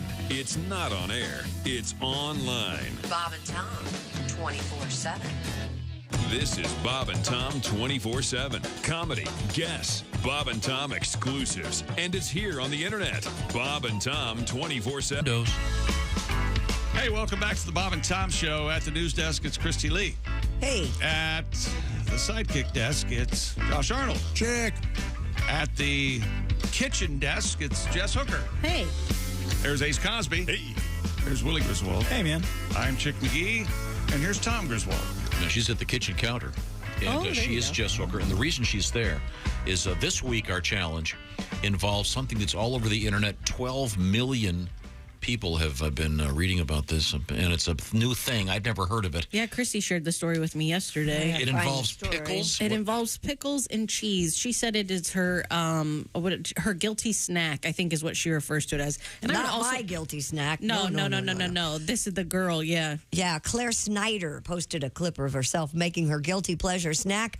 She first melts cheese in a pan before plopping a pickle in the middle of the slice of cheese. Once the cheese begins to brown, she folds it over the pickle until it's encased in the cheese. So it's like a hot dog, but there's a pickle in the middle and the bun is the cheese. It's a big keto snack, actually. Oh, gotcha. Yeah. You know what keto is, right? For people that are zero carb. It's like karate. Yeah. Right. You got your Right. Krav Maga, you got your keto, judo, you got your keto. Yeah. Drunken boxing. What's the keto diet? What is that again? I forget. It's just no carb, basically high protein, high fat. Is that the one where you're like a Stone Age person? No, that's paleo. Hey, paleo, keto. They all sound like martial arts to me. Right. Well, I would like to say that I watched the video with Claire the other day, and it helps that she is absolutely gorgeous. Okay. Yeah. So besides the pickle and the cheese, she's really hot. I love that book, The Pickle and the Cheese. That is good, isn't The it? Adventures of the Pickle and the Cheese. Hi, I'm Pickle. Yeah, And so- I'm Cheese. So this is according to this news. This is a TikTok thing. This is a TikTok thing, so I'm going to put some provolone in a pan and throw a pickle in there and wrap it up. And have you tried this yet? Just as an experiment? I haven't tried it yet, no. But I also saw where some people would put shredded cheese in a waffle iron and then pickled chips in there and then put more cheese on top of it and and close it, and then Hello. they had like a patty, like a pickle and cheese patty. Wow. Sir. Yeah. Okay. Well, I'm looking forward to. I don't know what this will taste like. What's she using? Is it a standard dill whole pickle? Or? It's a quarter. It's a the kosher. spear? Yeah, the spear. Yeah. By the way, I'd like to start calling you a dill hole. Is that all right? I'd have to kind of reflect on it. Unnecessarily hostile. Yeah, well, I need to reflect on what I did to deserve it. Well, no, I mean, there's something in natural conversation come up. You make me mad instead of cursing. I'm going to, you dill hole. But it's only out of anger. Absolutely. Okay, sure. So it'll be more or less constant. So long as there's pure malice behind it. Perfect. Now, we were talking about this world record for speed dating the chick brought up in Belgium. More than 1,000 people did a speed dating thing. And my only experience with this is in that movie, 40-Year-Old Virgin. Mm-hmm. And so you once again, the scenario is you sit across from someone you don't know, and then you just go down the list of all these people. You go around there's the a time limit. There's a timer, and you hit it, and you get 2 minutes, and then everybody, it's like, you know what he would do? You know what he would do in his 2 minutes? What? I don't really know anything about this. I guess we're just supposed to sit here and time. You know what? Actually, I got to witness Tom in the wild recently, and he was such a good listener and had such great questions that I was like, "Who is this guy?" Oh, he'll pay attention and ask a question just when you least expect it. I think that's why he does it the way he does it. Yeah. Always catches you off guard. Sometimes he hits you with something thoughtful, and you're like, "Whoa!"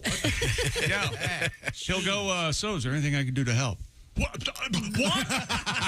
What are you talking about? Now, we're going to ask Ace, if you were in a speed dating situation, say you don't know Jess at all. Now, Jess, I'm sorry. In the scenario, does only the woman ask the questions, or No, it's a back and forth. It's conversation. Okay, so it'd be allowable then for Ace to start? I did speed dating one time, half of speed dating. You're kidding? Half? Well, they did it an hour, or around an hour, and then they had a break so you can go to drink or whatever. And then you left? Yeah, I did. With someone? No. Oh. It was kind of depressing. Did you have to pay for the second hour, or is that why you left? You stood someone up at a speed date? No, I just left because I was... So wait, I'm confused. Like, so, this isn't for me. Yeah. I'm sorry, excuse me. This Let me was get this. before online and apps and things like that. And at the time, it was, being in the news, speed dating it. So you go to I'm sorry, I'm totally unclear. You go to a place in person? This was in a bar. And there are multiple people, and you get 2 minutes with each one? Is that how it is? Yeah, basically, yeah. And then there's an organizer there with the air horn or timer. Yeah, and you move. Yeah. Did you have any success at all? Every woman that I talked to was kind of the same-ish story. They were kind of bitter, divorced. They were. And then how did you come off? Well, you know me. Charming. Let me step back for a second. Ace, I have known you for 40 years, and if someone asked me to write all of your qualities down, I'd be going, I have no idea. Yeah. You're kind of a mystery person. Mystery. Well, try it. You guys try it. Go ahead. Ace, you be the interrogator. Sure, Ace. Go ahead. Hi, what's your name? Jess. Oh, you got a name, Jess, what do you do for a living? I work in radio. What exactly is that? I just help at a radio show. I do a little bit of everything. What about you? Well, I'm also on radio. Oh, wow. We have have that a lot in common, yes. Yeah. How long have you been in radio? Over 40 years. How old are you? Over 40.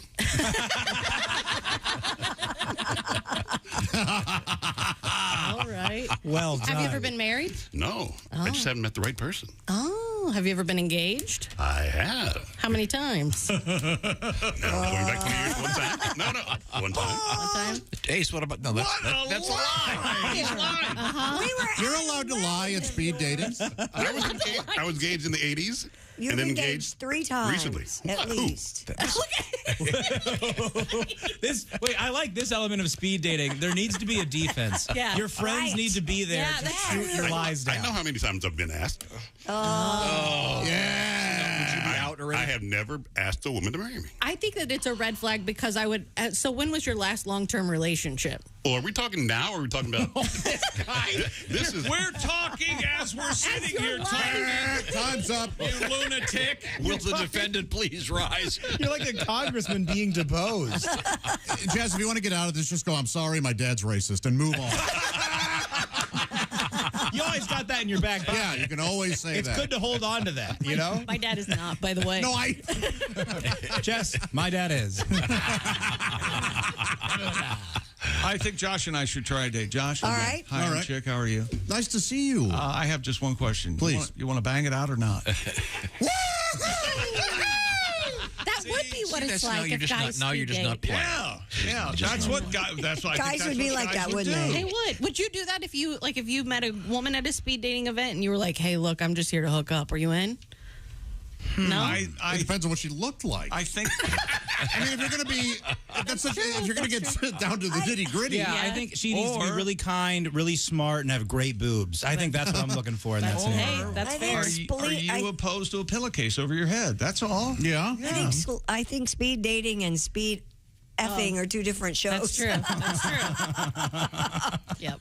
Well, in the meantime, we're going to get Jess on pickle duty to make this. Okay. I want a pickle. I want a. Oh, I've been invited to play in a pickleball league, and I will. I'm with. They got Mr. Fun. You'd have a heart attack. I will. Yes. Yeah. Right, Mr. Shape. Okay. So I will do whatever you guys tell me to do. I think you'd like. The beauty of pickleball is you're in very close quarters, and it's kind of a churchy thing. You can converse with the other players. You'd enjoy it. Chick, I'm all for you doing it. I think you'll really like it. I was afraid it's not too tough in the knees. It's a smaller space. Yeah, I'm being honest. I'm proud of you for even considering it. All right.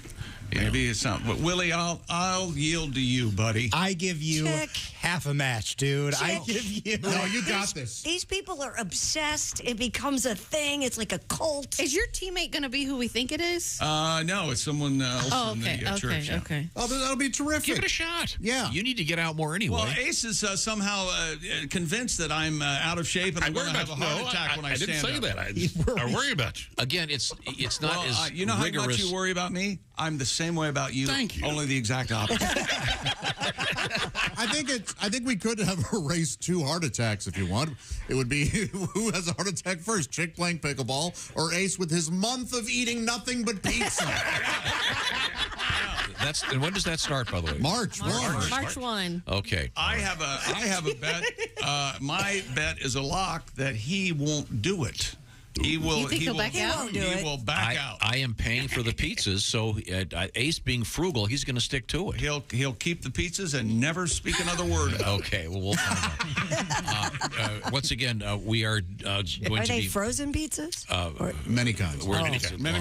We don't have time for it right now. Quiet. Okay. Pickles in a Blanket coming up as created by some TikTok woman who is, by the way, you're right, gorgeous. Yeah, I think people would watch her make cheese-wrapped cat turds if she shakes them that way. Right now, on a different note, we're going to move forward. Coming up, it's going to be comedian Al Jackson with the Let's Make Tom Hipper show, which is pretty tough. And by the way, Christy, yes, dear. We missed National Hippo Day 2 days ago. I apologize. Did you want to celebrate that? I didn't. I gave up giving you We'll celebrate it tomorrow. You hate those days, so I quit doing them. Yeah, but I like hippos, so we'll do it tomorrow. Right now, the Bob and Tom Show is sponsored by BetterHelp. We all want to be at our best, right? Do great things, but sometimes life a little confusing, get you bogged down, feel overwhelmed by everything that's going on. I know I do. Working with a therapist can help you get closer to the better version of you, because when you feel empowered, you're more prepared to take on everything life is throwing at you. This is where BetterHelp comes in. BetterHelp has connected over 3 million people with licensed therapists. And maybe you've been too shy to get into therapy, but you really think maybe this would be helpful for me. Well, this is something that's super convenient because it's 100% online. So it has many of the benefits, of course, of in-person therapy, but you do it in your time, in your space, in your place, whatever works for you. You can do it with camera on. You can do it just talking, or you could do it with even texting back and forth, whatever works best for you. BetterHelp is a great option. How does it work? Well, you fill out a very short questionnaire. You'll be matched with a licensed therapist. And by the way, you can switch therapists at any time if that's necessary. If you want to live a more empowered life, therapy through BetterHelp is there to help you. this may be good for you. You want to check it out. Get all the details by going to betterhelp.com/BT show. By the way, at that address, you'll get 10% off your first month. Betterhelp.com/BT show. And the Bob and Tom Show is brought to you by BetterHelp. And once again, it's BetterHelp, HELP, betterhelp.com/BT show. Go for it. Right now, we've got some interesting stuff coming up in the news, including fecal transplants. Seems like we do that once a month. Yeah, it does seem like this is a new thing. This is you scoff at this. This is a life-saving thing. Oh, I'm scoffing out there. I mean, did you fill out your donor card in the men's room?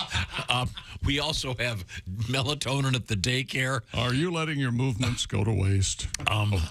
They should have titled this article, "Is Penis Burning?" after the famous "Is Paris Burning?" There's a reality show where some idiot got his penis on fire, but some narcissist on fire. It's better. The world's a better place. And Al Jackson, when we come back, this is the Bob and Tom Show. Hi, fellas. This is Floyd Tucker, the over-the-road trucker. You're listening to Bob and Tom 24/7. And a good Thursday morning to you. It's February the 16th. Jess Hooker from the Bits and Pieces podcast stopping by. You can download that for free at bobandtom.com/podcast. You got Jess Hooker, Jessica Alsman, Willie Griswold, and Jason Hofsetz as they dig into the Bob and Tom archives and enjoy some of their favorite bits and pieces from the show. It's a great podcast to listen to if you're a longtime listener of the show. Some great memories there. And if you're brand new and want to know what the heck's going on, the Bits and Pieces podcast, a great way to look at some of the history of the show and some of the great comedians and guests who have stopped by, including Jess Hooker, who's stopping by today with a TikTok trend, Pickle in a Blanket. That's Jess Hooker. Al Jackson as well on a Thursday right here on Bob and Tom 24/7. I'm Chick McGee with your Bob and Tom Sports Update. Kansas City Chiefs stars Patrick Mahomes and Travis Kelce vowed to thousands of fans yesterday celebrating the Super Bowl championship in Kansas City that the team will be back for more in the future. During a victory rally yesterday, following that parade through downtown, Mahomes and Kelce joked about experts who played down the Chiefs' chances to make the Super Bowl in what some said would be a rebuilding year. And from the PGA, Tiger Woods could only make it through 16 of his Pro-Am at the Genesis Invitational in the wind and cold.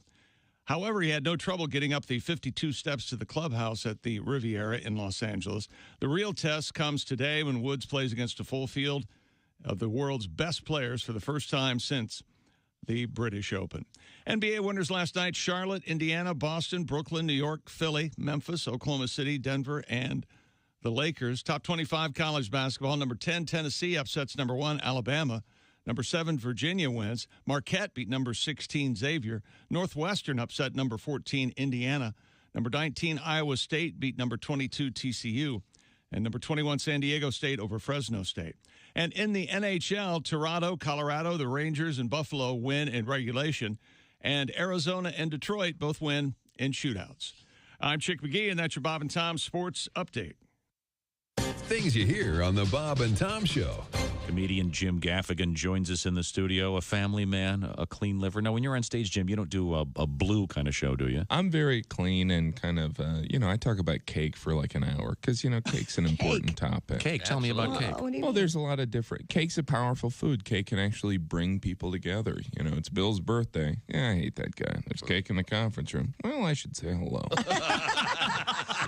Who am I to pass judgment on him? It's his big day.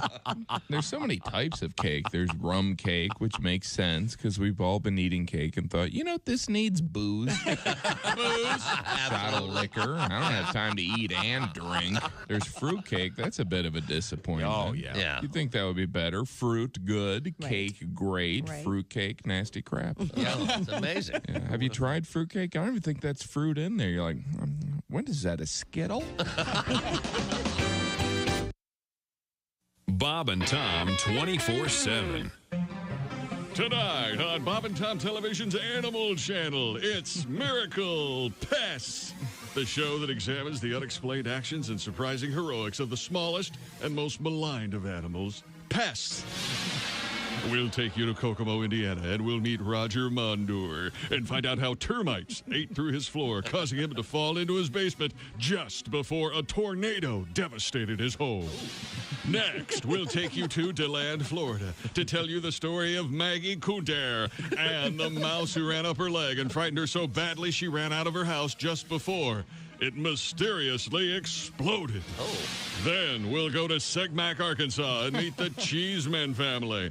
We'll hear their true story. A swarm of Canadian wasps attacked and repelled an armed intruder as the Cheeseman family napped in their home following a baked bean dinner. Finally, we'll meet Harriet Billingsley, who, upon discovering a swarm of pubic lice, rushed to the drugstore to get a bottle of Quell shampoo and, on impulse, purchased what turned out to be $1 million winning lottery ticket. Join host Dick Verman tonight for Miracle Pests. Miracle Pests, only on Bob and Tom Television. Hi, this is Kostaki Economopoulos, and you are listening to Bob and Tom 24/7. We got inspired last night by the halftime show watching Tom Petty's. Oh, all right. And so I figured we could do a lot better, probably going back. He respected that I used to be known as Donnie Cougars. This is Donnie Cougars and the Pork Breakers. Uh-huh. Well, I won't come back down, 'cause I hate this town. Ain't got airbrush t-shirts like Gatlinburg does, so I won't come back down. So, Mark, you're a single guy.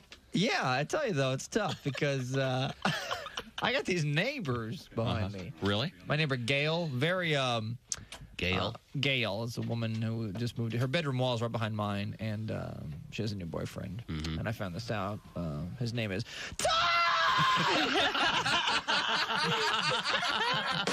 Bob and Tom, 24/7. Comedy via your computer. Bob and Tom 24/7. This is back to the Bob and Tom Show.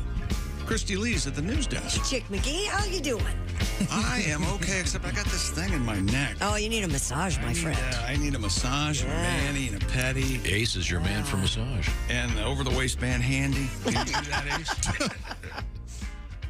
There's Josh Arnold. Hello. He's sidekick extraordinaire. There's my man Ace. Hey. Have we started... Oh, do we have one joke of the day on our way to 4? Yeah, we haven't had any. Today is, well, I keep getting interrupted. There's Willie. Hi, Willie. Today is Quadra Ace joke of the day. I'm Chick, and here's Tom to be not Do we have Al Jackson? We will have Al shortly. I'll tell you what we can do. This gives us the perfect opportunity. Al's a little late. To begin Quadra Ace. And if ladies and gentlemen, without any further ado... Who's that sexy man with a deep voice? Ace Cosby. Here he is with his joke of the day. Why was the child's blanket arrested? Why? For being an accessory for kidnapping. That was Ace Cosby's joke of the day. We got 3 more? Thanks. That's a sweet joke. I'm going to tell you this. It was thrilling. I didn't know what to expect there. It's very exciting. Because, well, coming up, we have an interesting story about a daycare center in which the people are accused of giving the kids melatonin. I saw that story, Tom, and I thought, what a great idea. We'll find out. There he is. It's Al Jackson. Yes. And it looks like you're at the Masters, Al. You've got that beautiful green grass behind you. The headphones sound like you're about to talk. And on the 15th hole, we have... where are you? Are you in your studio? Yeah. I am in my studio. Dean wanted it nice and bright in here today, so it looks like a grow house for mushrooms and wheat. So that's kind of... Maybe I'll do that on the side. Yeah, it does look like you were sitting in front of some bushes, some hedges outside the Queen's castle or something. It's like where a shamed politician has to go to give their speech when they've been caught doing something with an intern. Like, I'm going to step away, just spend some time with my family. Politics is not the important thing here. It's about me getting my daughter to unblock me. I don't think politicians have shame anymore. I don't think they have to apologize for anything. I think they're done. And I wanted to tell you this before we even get started. It's so funny. A B&T listener hit me up because I spoke about this earlier. There was a tweet I sent out on Valentine's Day. Did I ever tell you guys the story about my first Valentine's Day date? No. And okay. Okay, you have to picture, guys, this is a pre-internet America. Okay. Al Jackson borrowed the late, great, his father, Otha Jackson's Toyota 4Runner, which is a big deal at the time. Took this super cute, out of my league black girl on a date. And her name was Kirsten. Which I remember at the time thinking, I've never met a black girl named Kirsten. Now things have changed. But she was a pioneer at the time. And, so we go to the ground round. I'm from the Midwest. Shout out to the ground round. Does anybody remember the ground round? I remember the ground round. Hell yeah. Yes. That's right. Yeah. And I think, did they used to have they gave you a basket of popcorn as soon as you sat down. That was like their thing. And then, I don't know. They weren't the people with the peanut shells on the floor. But anyway, so I'm at the ground round and I'm on my first date. And we wrap up dinner, and the bill comes, and I open up my billfold and pull out a check with the Cleveland Indians logo on it, and I had just pulled out a pen, and who should I make this out to? We don't take checks. All right. But I didn't know. I thought a check was a form of payment everywhere. I was I guess I've been seeing American Express commercials because I was like, oh, well, they will. I'm sure when the waiter was like, does this dude think he's about to write a check at a restaurant? And so I panicked, but this is in a weird way. This told me, maybe it was foreshadowing for what my career would be, with just thinking on my feet quickly, because I had no money. And this is before the days of even really having an ATM check card. Those are still kind of new and experimental. So I found the manager. I told him what was happening, and I said, if you'll let me go home, I promise I'll come back and pay. So the manager was like, cool, which you got to remember, there's no way to track me. If I walk out this door, he's out the $32.50 or whatever we paid for the buffet. Mm-hmm. And I told the girl, I was like, oh my God, would you believe it? I left my wallet at home. This guy's going to let us go. We go back home. My dad gives me cash because that was my wallet at the time, my dad. Right. And I went back to the ground round and paid the bill, and then went and dropped her off, and then proceeded, unfortunately, to never see her again. But I went on a date with a hot chick, and it showed me it was possible. It was like Rudy getting in for those 2 plays. Uh-huh. I was like, okay, it's on now. Nice. Wow, that is nice. Al Jackson is our guest. Al is a distinguished stand-up comedian. He's also on the famous daytime talk show Daily Blast Live, where you can see usually a more serious Al. Mm-hmm. They're usually when we have to be. That's why, I'm so happy when it's just when sometimes they're like, we just have goofy stories a day. I'm like, great. It's fine. I love that. I love the goofy stories. Oh, we got all kinds of goofy stories, Al. This is what we specialize in. I don't know if you guys, maybe, I don't know how much input you have on what the topics are, but we did have a world record today for speed dating in Belgium. Don't forget, I used to work for a Guinness Book of World Records show for 100 episodes, so I'm very into world records. Did you ever speed date? Yeah. Did you ever do that? I would be terrible at it. You'd probably be pretty good. Oh, Al would be great. Yeah, I never tried it, but you're right. That would be my skill set. Yeah. Short, meaningless conversations. Come on. I've been at bars for years. This is what I've been training for. Let's try it real quick. Let's just say you didn't know Christy, Al, and you've got 2 minutes. Go. Christy, I know you've talked to a lot of guys, and I'm really... I probably can't compare to every guy that you talk to, but I'll tell you this, Christy. What? Right now, your future is sitting across from you. And I know you laugh, but do you want to see the world, Christy? Sure. Because I do. Oh, yeah. Do you want to live comfortable, Christy? Yeah. Because I do. Yeah. All I need is somebody right next to me. Right now, that seat is empty. Are you going to sit in that leather seat right next to me, heated to keep that rear end nice and warmed up on cold winter days? Huh, Christy? When do or we are you leave, continue baby? To struggle? Yeah, I'm not even wearing panties, but mine are moist. Yeah. Hang on a second. Hey, this really, Al, do not take this the wrong way. It kind of feels like you're selling a used car. It feels real slimy. What do I have to do to put you in this car today? Well, look at me.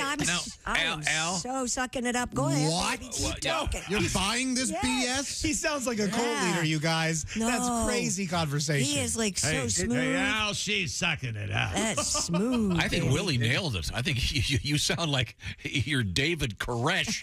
You're about to circle the buses and get out the guns. Hey, look, as long as Christy's with me, that's all that matters. Because you see, Christy, these guys are laughing at us. And Christy, right back you let the world laugh. But you know what, Christy? At the end, it's going to be me and you. And you know where you can't hear laughter? Where? In first class on a private jet. Yeah, baby. It's unbelievable. Why would you need first class on a private jet? Hey, See how full of S he is? He's on a roll. Al Jackson. Al, it's no secret that you became a single man last year. You had a very interesting story about your wife, single girlfriend with moving. people and objects. No, I was a that's right. singular object in the house. And Christy, he's incapable of relationships, but you keep listening to him. Okay. Now, Al, I don't know if you know this, Al, but last week on this show, you said something about going somewhere with my girl. Uh-oh. Yeah. Does Al Jackson have a new girlfriend? Is this a thing? I do. I am. And I'm telling you, Tom. When you talk about somebody that was not looking for anybody, I was just done with my last run to Target. That's how many times. Like everybody knows, if you have, I got my home completely robbed by my ex-fiance. That's okay. You got to walk with that, boo. But I was just like, I was living my life, wasn't trying to meet anybody, and I met this person. She's so weirdly nice that it's like in that movie Encino Man, like they unthawed her from another time where like she's not on Instagram. She didn't care about that stuff. She is a crazy sports fan to the point where we were talking about fantasy football. She pulled out an Excel spreadsheet that went back to 2014. Oh my gosh. She works for a major sports team out here. She just is immersed in sports.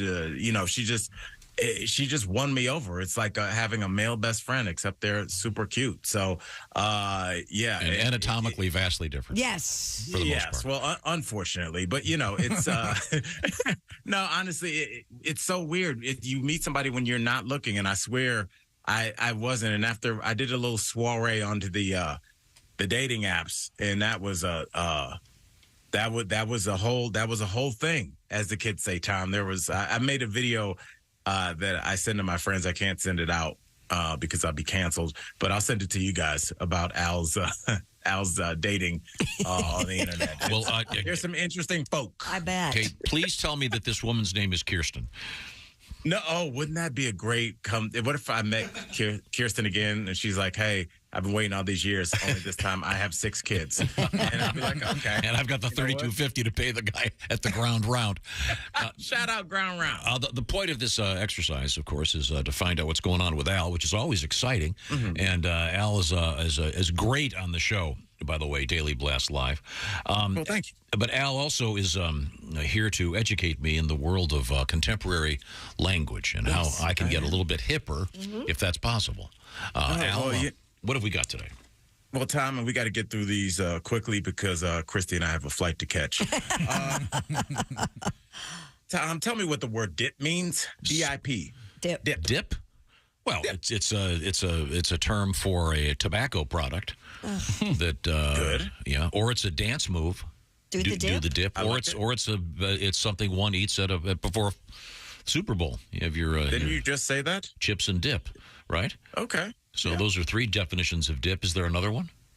Yeah, there is. Did you think I came on here to talk to you about things to dip chips into?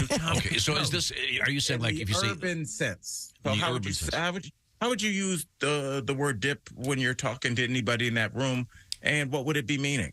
And it's none of the 3 you mentioned. Well, I can remember when I was a kid, you say that guy's a real dip. Yeah, that was negative. Yep. I'll accept that. I mean, I'm not accepting that, but I could see you saying that. But I don't know what it meant. It was he's a real dip. I thought it meant he was not real bright. Okay. Yeah, I think in the urban context, does it? I feel like Josh knows. But go ahead, take Josh. one more guess. Well, I'll take a guess. It'll have to be real quick because I got a dip. But I will try to see if it means leave. Oh, and you already gave the answer before you said it. Yeah. Josh, we all see. I told you guys, Josh used to work around black folks, and Josh is comfortable around black folks, so he knows how we talk casually. That's why Josh nailed that so easy. So, yeah, you just say, I'm about to dip up out of here. I'm about to dip. Just about to leave. So, Tom, use it in a sentence, please. Let's see now. Oh, God. After the show's over today, I have to dip quickly because I have to do some stuff. Oh, Hey, how about that? wow. Not bad. It wasn't bad. It wasn't good. Right. But it wasn't bad. That's why I love Tom. It's like, and I think that's why people love it. They know that this is not staged. You just, of course I have to dip. Tom, let's keep it going. Tom, why don't you tell everybody what biting is? Biting? Or biting. Biting or biting? Biting. The fish are biting. No, he's president of the United States. Thanks, Biden. Joe Biden. Biden. You didn't mean for that to be as By the way, offensive. you're going to get some emails. Is it going to be bad? I don't appreciate the political talk on here. Have I just accidentally canceled myself? No, you're fine. You're fine. Okay. Joe Biden. Let's see. Biting. Biting. I mean, traditionally, it would be a very cold weather. Oh, and then the wind is biting out there. But that's old school. Yeah. Is it negative or positive? Negative.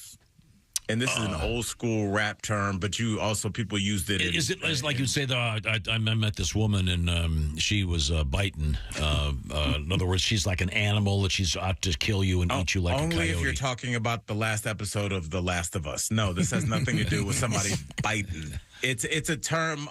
Is Willie in there? I thought I heard his voice. Yeah, is this maybe like kind of like I'll keep it in the lingo, like swagger jacking or steez jocking? Yeah, I don't know what either of those things mean.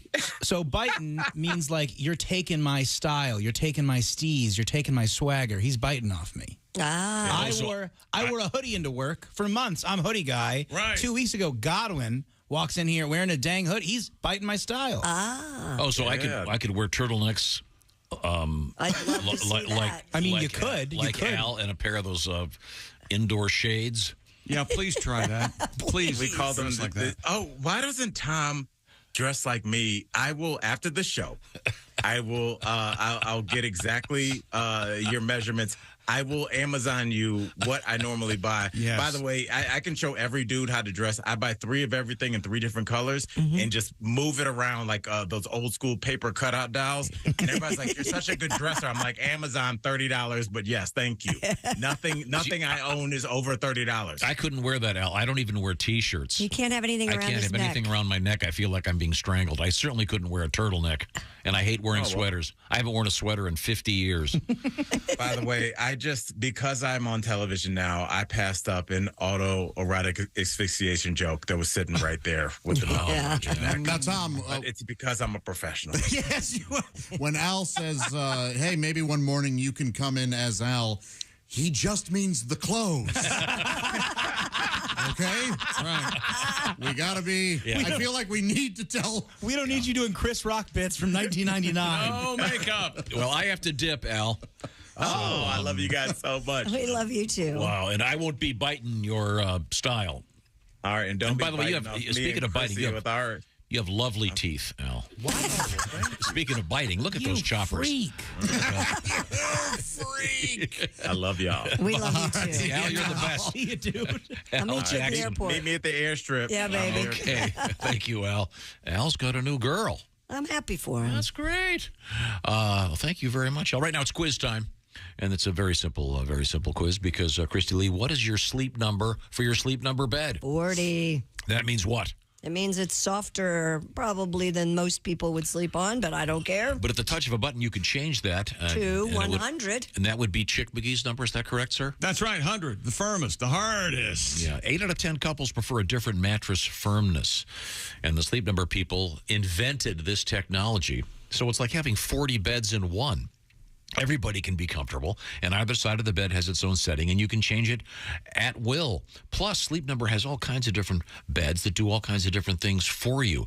For example, you've got a bed with a smart adjustable base that may help out with snoring or actually turning the snoring off. All kinds of interesting stuff going out there involving temperatures, et cetera, et cetera. This is where smart beds come in. Find out what the options are and choose proven quality sleep from Sleep Number. Because your best every day, well, you want to be your best, of course, and every great day involves having a great night of sleep. Now, the Ultimate Sleep Number event is up and running. Save 50% on the Sleep Number 360 Limited Edition Smart Bed. And special financing is available for a limited time, subject to credit approval, of course. Minimum monthly payments are required. Details at sleepnumber.com. That's sleepnumber.com/BT Show. Once again, save 50% on the Sleep Number 360 Limited Edition Smart Bed. And once again, special financing is available. Sleepnumber.com/BT Show for all the details. Christy, what do you got coming up? Coming up, we have skimming. What's the best shaped stone for a good skim? A skim or a skip, depending on where you're from. How you use it. And we'll a couple find out. chocolate stories that we have. Why does it feel and taste so good? Yeah, the science of chocolate, plus what's it like to have hot coals on your male member. It happened. This is the Bob and Tom Show. Got something to say? Send us an email, bobandtom@bobandtom.com. This is the Bob and Tom Show.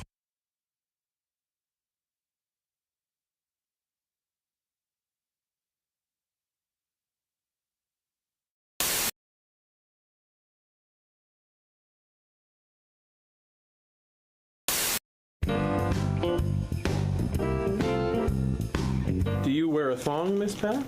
Is you out your damn mind? I have a hard time wiping. What am I gonna put a string back there for? You know what I did just discover? I just discovered the moisture wipes.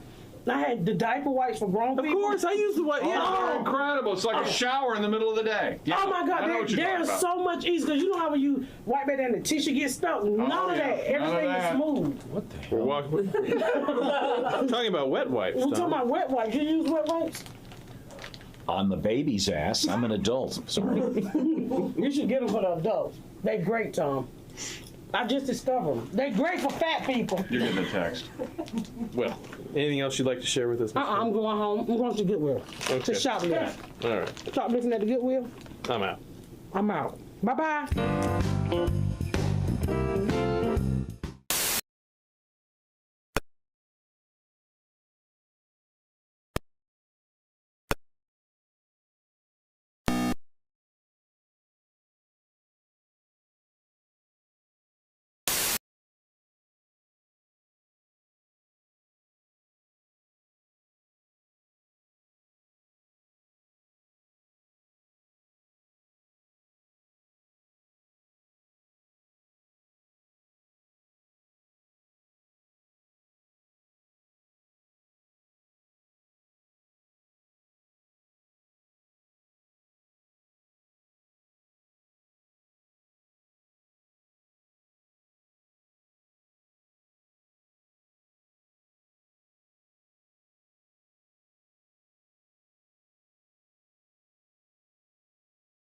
App on your phone, you know someone who might like that Bob and Tom Show app.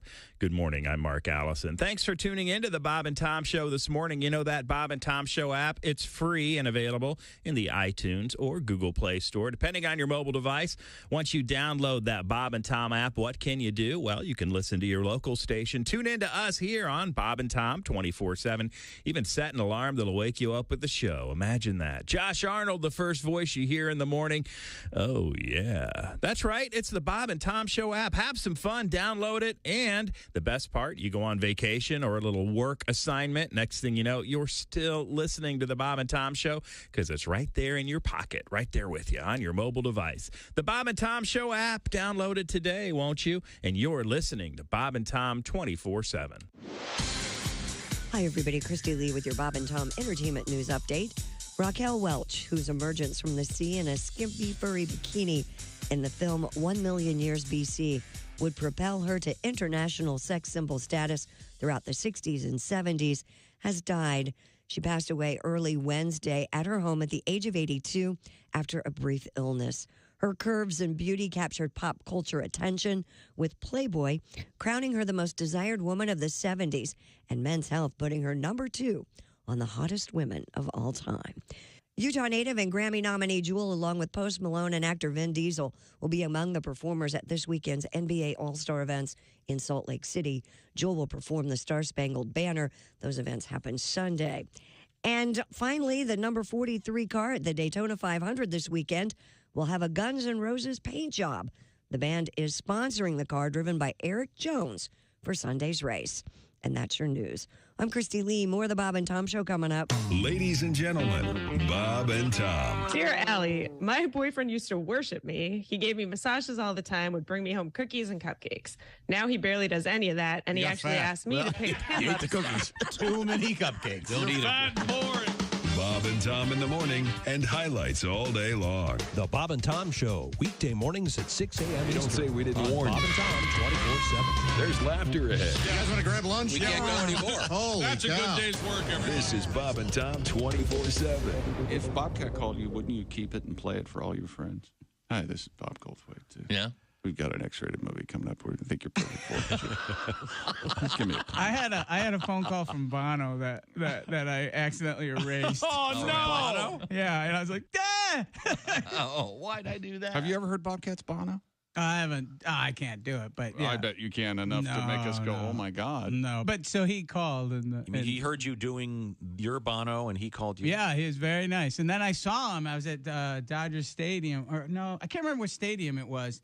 It was very, and he and I met him, and I'm in the the stadium doorway, and he said some very sweet things and very kind, and we talked back and forth, and it was just him and I and one other person, and he starts walking out to do his concert, and he turns around and he takes off those the fly sunglasses, and he goes, "Hey Bobcat," and he throws them to me, and I catch him, and I go, "Thanks, Mean Joe."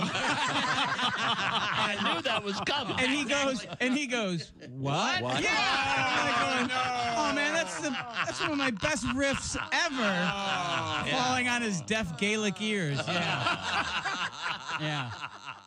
Bob and Tom 24/7. Joining us in the studio, comedian Larry Reeb. Now, Larry, you are from Chicago. You just got a great Chicago accent. Well, originally I'm from a little town, DeWitt, Illinois. It's a farm town. There's a mental institution and a women's prison there. Really? And my parents met. Here I am. But yeah, I live in Chicago. Are you married? I've been married 10 years. Oh, how's it going? Good. I think us guys need good women, don't you? Women keep us in line. That's why most axe murderers are single. If they were married, their wife wouldn't put up with that. Put that axe down. You're not chopping anybody. You have to take the garbage out. Take the ski mask off. It's summer, you idiot.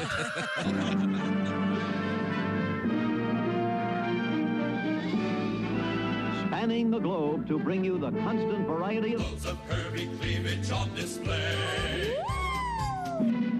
the thrill of victory and the agony of defeat.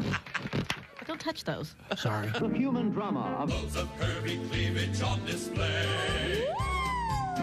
This is The Bob and Tom Show. Welcome back to the Bob and Tom Show. Christy Lee at the news desk. Hi, Chick. Hey, there's Josh Arnold. Hello. Sitting right next to the pickles. There's Jess Hooker. Hello. She cooked the pickles. There's Ace Cosby. Checking out the pickles. There's Willie Griswold. In a pickle. I'm Chick McGee, and here's Tom Griswold. Thank you very much. Now, I can smell something cooking because we were talking about this TikTok thing that's taken over. Apparently, it involves pickles and cheese. What is it exactly, Jess? Christy has the story. The fried cheese wrapped pickle went viral when Claire Snyder posted a clip of herself making her guilty pleasure snack, as she called it. And if you would like to explain how you make it, Jess? Sure. You just need a little bit of Pam and spray in a nonstick skillet. Throw on some provolone or a cheese of your choice. She uses provolone. And then a pickle spear. So you're going to wait till the cheese browns and gets crispy on the edges. Put your pickle spear in there then, and then start to fold it so that it wraps them up like so. So let me hold them up. They look like hash browns wrapped around a pickle. Yeah, they kind of do, yeah. And then what you sprinkle on top of them? That's nothing. That's it's the just cheese. It's just the cheese just that's crisped up. Oh, yeah. I see. Okay. Oh, wow. Okay. And this is a 12 million times it's been viewed. 50,000 comments on TikTok. Isn't this just like a cheeseburger without the burger? Pickles and cheese? Without the bun, though, Ace. Well, okay, bun. So there's many things missing. It's like a helicopter without the helicopter. It's a little oily to the touch, but nothing that would make you would require a knife and fork. Take a bite. Tell me what it tastes like. Once again, Josh is now having a bite of the pickle wrapped in cheese. Yeah, it's good. It tastes like a pickle and cheese. A little bit like grilled cheese with a pickle. Yeah. Okay. Now, do you do an inside-out grilled cheese? We were talking about that in the break room. I'd never heard about it. Jess and Jeff Oskey were talking. Oh, I can't even. What's inside out grilled cheese? Jess, you want to explain that? Oh, sure. It's so you would make a traditional grilled cheese, but what you do is you can either take sliced cheese or sprinkled cheese and put it on both sides outside, so you get the crispy edges entirely covering both sides and of the the bread's bread. in the middle. Yes. Yes, and you put cheese inside the bread too. Yes, but also. it would be on. So we could do this with lots of different things. Yeah, yeah. I learned a lot today. Sounds like a good idea. Chicks, are you going to try one of these? I did. I took a bite. What do you think? Very good. That's a really tart pickle, though. As tart a pickle as I've ever had So in my I life. thought I was going safe, and I just went with the Vlasic kosher dill. Right? No, but they are, for whatever reason, this batch is crazy tart. I truly couldn't do it. I got a little pukey when it was in my mouth. I had to spit it out. Sorry. Yeah. I'm not even going to try. You don't Sorry. like dill pickles? No, that is I don't like offensive dill to me. pickles either. Chewy. Yeah, if you don't like dill pickles, you will not like this. The crusty cheese is kind of nice, though. Wait a minute. You don't like dill pickle in your mouth? No, I don't like any kind of pickle. We don't have anything to talk about. Go ahead. Oh, okay. I It's see what you're doing. extremely chewy. Yes, it is very chewy. If you want to get the crispiness of the cheese, you need to eat it right out of the skillet. Oh. So. Mine's crispy. Oh, good. It's Okay. really good. Yeah. It's But again, different. it's extremely chewy. Yeah, if you want a very salty snack, this is the way to go, I think. Oh, yeah, that is what it needs is some salt. Really? Oh, my God. Wow. Even by my standards, it's very. Yeah, it is. But as TikTok trends go, it's better than eating a Tide Pod. That's Well, true. and we never did try that, though. No, and we're not gonna. You know what? You don't know. It might be chocolate and caramel in a Tide Pod. You don't know. Well, that leads to another story. Thank you, Jess. You're welcome. by the Yeah. way. Yes, thank you. I have a feeling this is going to end up, this may already be on the menu somewhere. Yeah. But this sounds to me, this is going to be one of those things that's going to show up like at Applebee's or Hooters or Well, I think Cheesecake Factory. Yeah, it's so really good. Deep fried pickles is a big thing right now on the appetizer menu. And if you wanted to do a keto version of it and offer it to people, I think this is the way to go. Yeah. It's really good, Christy. No, thank you. But, well, yeah, she doesn't like the I pickles. don't like pickles. I like deep fried green beans. Have you ever had those? Those are no. wonderful. Gosh, wonderful. those are wonderful. I have not had those. Oh, While we enjoy our pickles, could you bring? Oh, you can't talk. Hello, Bob and Tom Show. Hi, fellas. Floyd. I've enjoyed your deep fried pickle program. Good. You'd like them, Floyd. Well, I think I would. I'm full right now. Just finished with 2 handfuls of that peppered beef jerky. Oh, yeah. I pay for the good stuff. I don't skip when it comes to jerky. I forget what it's called, but it's the one that comes in that package with the blind Indian on it. Boy, the Smokies are out in full force today. Are Keep they? your head on the swivel. Oh, nice. Okay. I was just giving a Smoky report to my fellow truckers here on my CB. Of course, with the CB, you have to have a handle, of course. Yeah. I took my name from somebody famous. I go by Pretty Boy Floyd. Oh, Pretty Boy Oh, Floyd, I of like course. Yeah, famous. Well, I like it, but I have to admit, over the years, it's got me some unwelcome truck stop hookup requests. Seems that some of the poofter boys don't know their gangster history. But Big D, when she side saddles with me, Big D goes by Big Cheryl on the CB on the couch. She's a huge fan of Shirley on that What's Happening. Shirley Hatfield, yeah, sure. Makes sense. We try to watch it regularly. We watch that and reruns of Ricky Lake, and she enjoys G. Gordon Liddy. Mr. Ace, I got one for you. Yeah. Why can't you hear a pterodactyl go to the bathroom? Why? Because the P is silent. Oh, pterodactyl, yeah. Yes, sir. Because when you're at a truck stop, I'll tell it like this, you never want to follow a T-Rex into a stall. Why? His arms are too short to flush. Get it? Okay, this is Pretty Boy Floyd saying over and out. Over and out. That means shower 7 is ready, and keep your eyes and your steering hand off my backside. Okay, thank you, Floyd. Pretty Boy Floyd, you know who that is? no. Famous bank robber. Okay, I believe you. You never. Well, right now, who's the guy that's using a gangster? Machine Gun Kelly. Yeah. Machine Gun Kelly is a very fine contemporary recording artist. Sure. Is he? And he's using the moniker of a famous. What is it? When was Pretty Boy Floyd? Like 30s, 40s. 20s, 30s, yeah. I want to. Was it Floyd Larson? I'm looking it up. I I forget. thought he was a boxer. Pretty boy. Well, you're thinking of Floyd Patterson. Oh. More Mayweather. Yeah. Yeah. Very good. Very good. Charles Arthur Floyd. Floyd was his last name. Pretty boy Floyd. Was he pretty? No. Oh. Maybe they gave him the name to be ironic, like you call the bald guy Curly. I don't know. He operated in the West and Central States. Born in 1904, passed away in 1934. Oops, young. Did he pass away, or was he? It says died in 1934. It doesn't say how. I could do a little. Okay. Grim. The word riddled isn't in the Bonnie and Clyde did. A British man has pleaded guilty after he broke into an industrial park to steal almost 200,000 chocolate Cadbury eggs. I get it.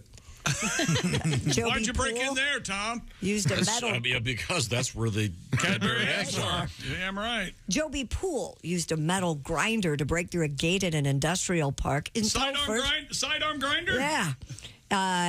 According to prosecutors, he used a stolen semi to hook onto a trailer loaded with Cadbury cream eggs and other chocolate goods to drive away. Poole entered guilty pleas: theft of a trailer, theft of its contents, and criminal damage to a chain lock. He's expected to be sentenced next month. About $38,000 worth of Cadbury cream eggs. Cadbury eggs and regular eggs, they've both gone way up. Yeah. It's because of the bird flu. Dear dumbasses. Have you ever wondered why chocolate feels so good? No. Tastes because it's made out of chocolate? Science has an answer for you because they have discovered that chocolate feels good because it lubricates your mouth. Well, then, using that logic, motor oil. Yeah. In your mouth. Researchers at the University of Leeds conducted tests using a luxury brand of dark chocolate on an artificial 3D tongue-like surface. Why didn't they use a real tongue? Right. They found that when chocolate is in contact with the tongue, it releases a fatty film that coats the tongue and other surfaces in the mouth. You give me a 3D artificial tongue, I'm not using it to test chocolate. Yeah, you're going to see the lights going out on the fourth floor of the laboratory building a lot. Apparently, it's this fatty film that makes chocolate feel smooth throughout the entire time it's in your mouth, and one of the reasons why it tastes and feels My favorite fatty films are by John Candy. I also like Chris Farley, Tommy Boy, great fatty film. You could name a living fatty? My favorite fatty films are, well, the Rebel Wilson lost weight. You got your Jack Black, you got your... Happy Humphrey. Who the hell's that? He's dead. We'll be right back. Are there any hugely fat wrestlers? Because most of them are Adonis-like. Yeah, no, but there used to be plenty of big fat guys. It's not Triple H, it's Triple XXL. Yeah. Earthquake. Yeah, Earthquake was just a fat dude. Well, so in any event, when we come back, Christy, what have you got over there? Well, we have the naked burned penis. Oh. Once again, did you guys answer? I'll have a question for you when we come back. That sounds like a new music festival. They released the bands for the naked burning penis. It's unbelievable. This is the Bob and Tom Show. Got a comment? Our email is bobandtom@bobandtom.com. More Bob and Tom next. State law.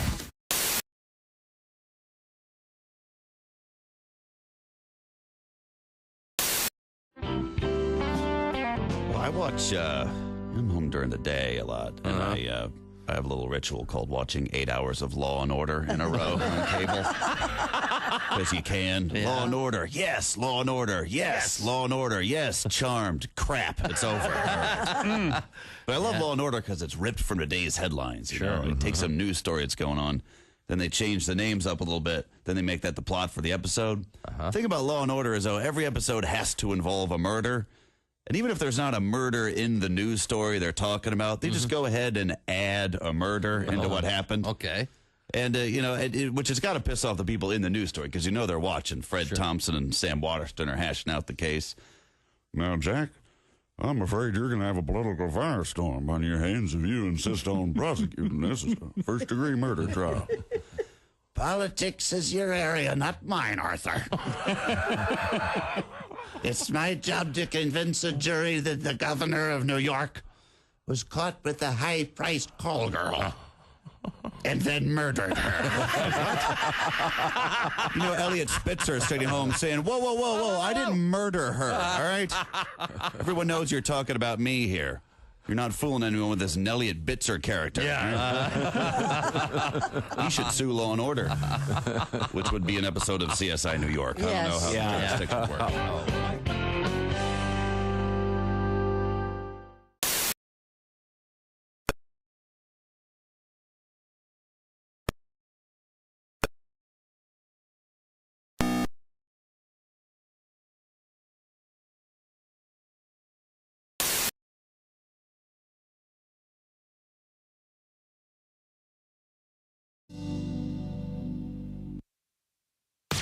You're listening to Bob and Tom 24/7. That's awful. Awful entertaining. Essential Morning Radio. This is Bob and Tom 24/7. 24/7. 24/7. Rolling through a Thursday. It is February 16th, 2023. My name is Mark Allison, also known as Johnny Loud One. Thanks for listening here this morning. And remember, the laughter after the Bob and Tom show. It's Bob and Tom's work farce. All the fun without really that much effort. Keep that smile going all day and keep your coworkers guessing what's making you so happy. It's us right here on Bob and Tom 24/7. And don't forget our website, bobandtom.com. Check out the puppet, bobandtom.com. Good morning, I'm Johnny Loud One with things you may have missed. China has imposed trade and investment sanctions on U.S. military contractors Lockheed Martin and Raytheon for supplying weapons to Taiwan, stepping up efforts to isolate the island democracy claimed by the ruling Communist Party as part of its territory. Ministry of Commerce announced Thursday companies were barred from importing goods into China or making new investments in the country. Wasn't clear what impact the penalties might have on Lockheed Martin or Raytheon. The United States bars most sales of military-related technology to China, but some military contractors also have civilian businesses in aerospace and other markets.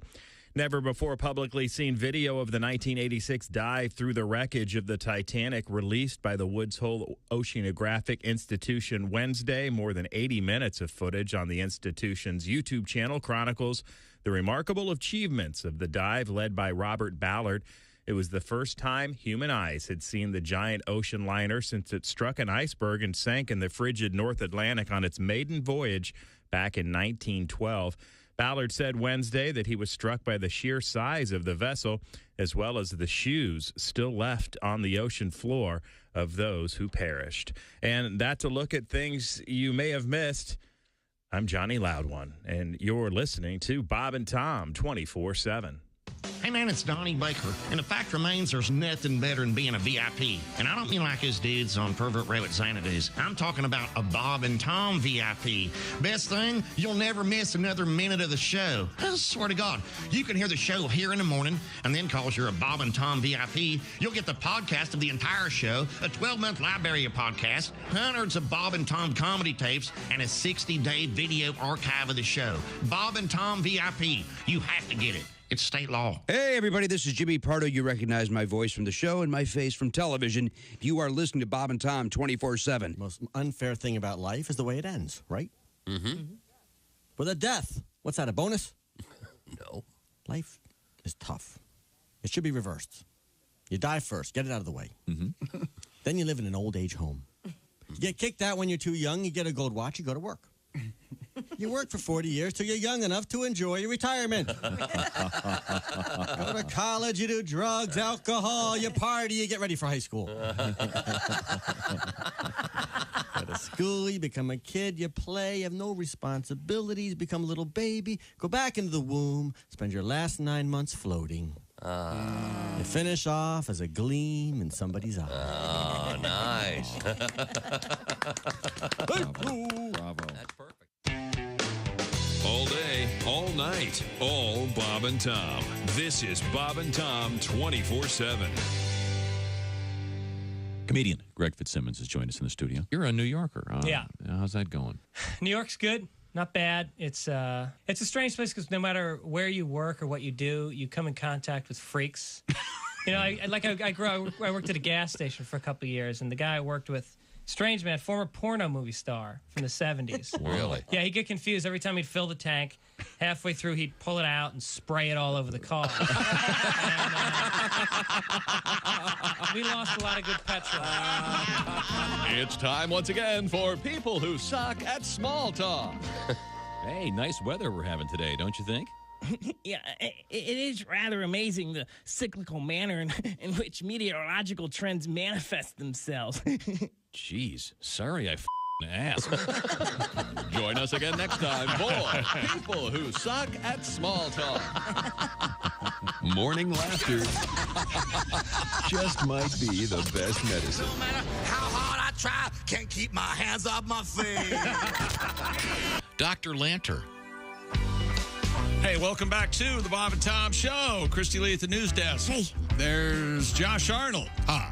Ace Cosby's here. Hey. There's Willie Griswold. Hey, man. Pat Godwin on assignment. I'm Chick McGee, and here's Tom. Thank you very much. Jess Hooker is taking care of Pickle somewhere, I think. Yeah, thank you very much. Well, we have a lot of other things to get to. We were just discussing, are there any gigantic wrestlers anymore that would be considered to be sort of flabby and fat? I don't think so it's turned into quite the...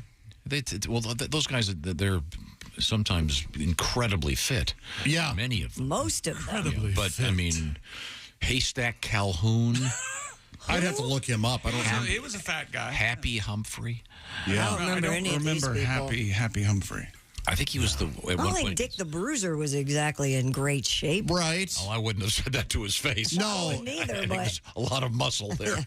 Yeah, But they weren't as jacked. Yeah, they were They were kinda just thick. big dudes. Yeah, like barreled. But we were talking about that. Why? Why? You brought it up because We the film the term fat films had been thrown around because of the fat film that chocolate leaves in your mouth. That's it. Okay. You know, there's somebody emailed me. There are some new porn stars, I guess, hitting the scene, and he thought these were funny names. One of them was Natalie Portman, which seems a little like and is she, a parody of a parody almost. I almost like Natalie Portly better because it's right she there. overweight? No, but there's a larger. She just barely resembles Natalie Portman. Okay. All right. There is a BBW. Is that the right term? Big beautiful woman. Yeah. Thick Lizzie, which I thought was very funny. Oh, that's funny. Wow, I don't know if you'd find someone who knows Thin Lizzie, let alone... Which is in and of itself a play on Tin Lizzie. Right. Mm-hmm. Wow. Yeah. They could have gone with Thin Lizzo, which would that'd be a different. Yeah. That'd be a skinny. Never mind. I applauded whoever came up with Thick Lizzie. I thought that's inspired. That's why you love that band, don't you? Yeah, and I like Thin Lizzie. Ace, haven't you had lunch with her back in the day? Here we go. I mean, once again, the new show, people Ace has had lunch with. We're talking to Christy Lee at the Bob and Tom News Desk. What have you got over there? Well, it turns out there's something worse than being dropped into one of Earth's most extreme environments with no food, clothes, or water. That would involve a survivalist's penis and an open flame. Oh, no. The painful crisis unfolds on the upcoming season premiere of Discovery's Naked and Afraid when hot coal pops from a fire and lands on the tip of one of the contestants, a Mr. Sam Moser's penis. The tip. Which he refers to as his little soldier's helmet. Yeah. Was the premise of this show was what? You're naked and afraid. Naked and afraid. They drop you and you have no clothes and you have to survive. You got nothing. Yeah. You have a camera, obviously. I have been wondering ever since this show came out when there would be a genitalia injury. Because you would think it would get snagged in a bush. You would think something. Yeah. Well, but you just stay away from all the women. Bitten by a snake. Yeah.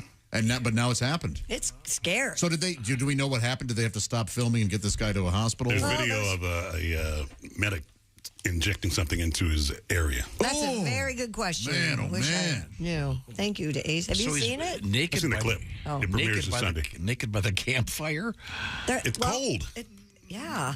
He and his partner were staying warm. What about this aren't you getting? Naked and Afraid. It's got everything you like. He didn't stick his in there. The name name of the show and what the show is in the title. Okay, all right. Yeah, the coal was hot, popped out of the fire. You've been around a fire, you know. Of course. I mean, crackles and pops. That's how do they pixelate all of the beavage and cleavage and okay? Yes, they do. You're a grown man. Do they pixelate the front naughty? I'll talk in terms that a doctor would use. Well, once again, if you were starving and you didn't have anything to eat, and the only thing you had to eat was a penis, would you put that on the... And it's not your own? No, it's not your own. You grill it up and you have Do you think there's much in there that would be... Down the hatch. Isn't there like muscle or something in there? Yeah, it's all... Some tendons or something. Yeah, they would be sort of sinewy. Yeah. There'd be two chambers. Yeah, this is a different premise. Although the way things are going, in a few years that will be the TV show. You'd probably be better off eating the nuts. Because those, you know, They're full more of nutrients. protein in Yeah, there? they're just full of and more. I don't know. Maybe less rubbery. Do you do like a kebab thing? Are you putting them like you put a spear through it? And you put veggies around it. You know what? I think I could eat it if it didn't look like a brat. If I would slice it into like more like dill chips. Yeah. I don't know. We don't have buns. Well, where there's a dead penis, there might be buns. I'll tell you what. You can have a bun. How's that? Can I use mustard? Can I put mustard on it? Yes. Okay, yeah, I'm in. There we go. Did you see this episode of Survivor? The tribe has spoken. What? Who's the guy with the cleaver backstage? No, I will not be watching this show. Naked and Afraid? So I'm It's unclear been on on this. for Is quite a while. Did they? Well, I'm sure I've had many opportunities to waste an hour watching it. I bet you he does watch Naked and Afraid. He I've just never keeps seen it under his So hat. I'm sorry, I'm confused. Is it so they just drop one person, or do they drop? No, it's two. So it's a man and a woman. I think they're a couple. Do they? Oh, and they know each other. Mm-hmm. Okay. Do they ever have sex? Well, there was a show on VH1 for a couple of years called Naked Dating. Oh, yeah. Now, are they in a wilderness area? Well, that gets No, right they're to it. on beaches. So on the show Naked Dating, does the guy ever look at the camera and go, you know, if I play my cards right? I mean, if you're already... on Naked Dating, the reason they didn't bring it back was in the second season, a woman claimed and sued because she said you could see her hoo-ha. On Naked Dating. So you sign up for a thing called Naked Dating. Hey, do you ever, when you're sitting there, have you ever, when watching one of these shows, you just thought, wait a minute, I haven't seen anything good in a long time. We have an email here from a viewer. He comes to us from Manhattan. I'll take Kansas. My wife and I have seen every episode. Injury to genitalia is nothing new to this show. Oh. Many men have injured their junk for different reasons, most of which come from parasites. Oh, no. Last word I wanted to hear there. Yes. Yeah. Yikes. And email from Chris. Josh, the best fat wrestler ever, was named the Bastion Booger. Bastion, Booger. I don't remember this person. I don't either. Look him up and you're welcome. Okay. There you go. Earthquake was always my favorite fat. Earthquake big, Rikishi. Yeah. Bigger. Sure. Much bigger. And he was a sumo. So he had the... And he, sure, speaking of him in the past tense, because... He was fast? he had that. Yeah. He's dead. Oh. Okay. Well, he went to play pickleball. I had a heart attack. That's what I thought. Yeah. We like to reward the long-time listeners. That's exactly right. So again, the essence of this story is this guy sitting by a campfire naked, and his he's sleeping. He's not sitting. He's just asleep. He's asleep. That's the story. Oh my God! The ember popped off and popped in. Oh, man. So the headline should have been. There's an ember on my member, starring. Okay, but the guy's okay. They bandage it up, and you can find out Sunday. We'll find out. Okay, no, I won't find out. You can tell me Monday. I won't care then either. Now, what's coming up, Christy Lee? Coming up, we still have to get to our skipping story or skimming story. When's the last time you skipped, Tom? Yeah, when was the last time you skipped? And maybe give it a ha. Oh, I skip those girls I got, those little girls you got there. And you do a little skip with skipping. them? Sure. Sure. Okay. Really? It's fun. Yeah. Okay. Oh, I bet they giggle, man, when they see you skipping. Wouldn't they? I use the word plod. Daddy's insane. I skip with the girls. I skip their birthday parties. I skip all their big events. And never go. Yep, that's right. Now, if you're at home this afternoon, chick, you'll be feeling safe and secure. You know why? Because I'll be surrounded in my compound by my design-it-yourself, do-it-yourself home security system, Simply Safe. Designed with cutting-edge security technology and powered by 24/7 professional monitoring.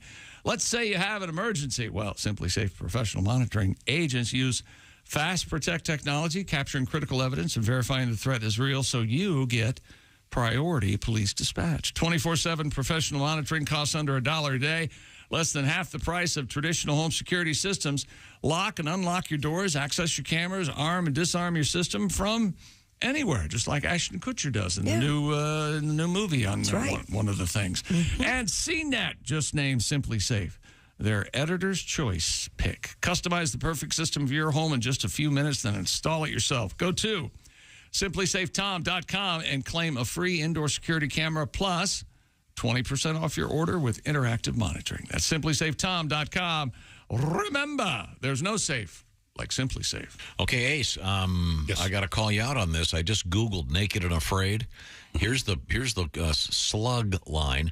What happens when you put two complete strangers sans clothes in some of the most extreme environments on Earth? What's the date on that? Each male, this is I'm looking at the website. Each male-female duo was left with no food, no water, no clothes, and only one survival item each as they attempt to survive on their own. Wow. Who would sign up for that? That's Do you get to pick your survival item? In all these photographs, they've either got it pixelated or they've made some kind of a sarong. Yikes. Okay, well. And that's what they say at the end of each show. Sarong. Oh, okay. Or they sing, if loving you's sarong, I don't want to be. So right? Right. So right. And then they throw a kiss to everybody. Okay. Sarong. Put your hand back down there. This is the Bob and Tom Show. Bob and Tom 24/7. Hey, I don't bring it up a whole lot, but you can treat yourself to a VIP membership or that Bob and Tom fan in your life. Sure, Valentine's Day has passed, but you know there's always birthdays, anniversaries, and the holidays right around the corner. Makes a great stocking stuffer. Oh, I know it's February, but still, the Bob and Tom VIP, well worth it. It's a premium service, if you will. You get the Bob and Tom Show commercial-free and on-demand, the Bob and Tom archives, the complete album library. Oh, yes, it's a nice wormhole that you will enjoy going down. Check it out now, bobandtom.com/VIP. And again, keep in mind, it's only for our very important people, the VIP premium service. So if you're not a VIP, don't even bother. We only allow in VIPs, but we will allow in you. bobandtom.com/VIP. Thanks so much for checking it out and have some fun. Again, a great wormhole you'll enjoy going down. And thanks for listening to Bob and Tom 24/7. Hi, everybody. Christy Lee with your Bob and Tom News Update. Residents of an Ohio village upended by that freight train derailment packed a school gym to seek answers about whether they are safe from toxic chemicals that spilled or were burned off. Hundreds of worried people gathered Wednesday in East Palestine to hear officials say again that testing so far shows the air there is safe and the air and water monitoring will continue. Residents still worry about the huge plume of smoke they saw and persisting odors and wonder if there's lingering health risks. The administrator of the U.S. Environmental Protection Agency is slated to visit that village early today. More than 100 people spoke yesterday at the town council meeting in Warrenton, Virginia, in opposition to a proposed Amazon project, including Robert Duvall. He has a farm nearby. Duvall, 92, said the $550 million Amazon data center is, quote, a bad use of the site, and it's important to preserve the character of the town. He got a standing ovation, but it didn't matter. The council voted 4-3 to approve the project. And McDonald's McNuggets are going foul-free. The Chicago-based fast food giant will introduce its first plant-based McNuggets next week. Germany is the first test market. The nuggets are made from peas, corn, and wheat. The availability of the McPlant nuggets in future markets will depend on customer demand. And that's your news. I'm Christy Lee. More of the Bob and Tom Show on the way. Things you hear on the Bob and Tom Show. And I'm not stupid. I know there's more to life than just sex. It's just none of those other things feel as good as sex. I mean, I love cookies. Oh, yeah. But if I do not have access to cookies, I will not rent a movie and watch two other people eat cookies. Perfect stranger. Eating cookies. No. Nothing. No. How do you not think about sex? Everything on TV, sex, all the commercials, very beautiful women in all the commercials now. Doesn't even matter what the product is. It's just very sexual. And then you finally have sex, and it's kind of disappointing. Where's my Sprite, my new car?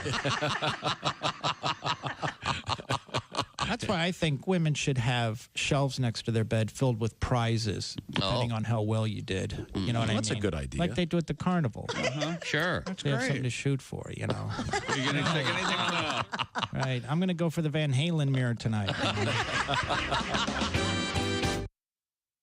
Ladies and gentlemen, Bob and Tom. My boyfriend loves talking about threesomes as foreplay. It used to be some made-up girl, but now he's incorporating real girls and real people that we know into his fantasy. Does this mean he's attracted to these people, and is this an okay road or a bad road to go down? Hey, Josh, what do you think this all means? I think he wants to have sex with your friends and family. Bob and Tom in the morning and highlights all day long. The Bob and Tom Show, weekday mornings at 6 a.m. Eastern on Bob and Tom 24/7. Hi, this is Augie Smith. You're listening to Bob and Tom 24/7. The minivan hearse thing, have you seen this? Was that for dead soccer moms? I don't know. The funeral homes that have the minivans that they... That's very funny. Have you seen that's it? good. The minivans that they've put those, that fancy scroll work thing they put on the sides. God. Yes, I'm not making this up. And they're like the big town and country vans. Well, I didn't want to die before, but now I really don't want to. It's really disturbing. I just had this discussion yesterday with one of my sons. You're going to be dead, honey. You won't know. I know, but the whole minivan thing, The bumper stickers on that'll be horrible. My orphan child is an honor student.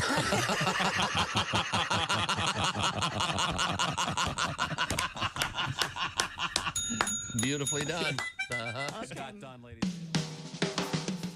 Hello. You're listening to Bob and Tom 24/7. This has been Chick McGee speaking. Tom Simmons is our guest. I understand you've been to Afghanistan, I assume, on one of the USO type tours. The Comics on Duty. Okay, good for you. Afghanistan is desolate, man. Everything is dirt. Every building, every structure is like dirt. We don't need satellite-guided bombs. We just should drop water balloons.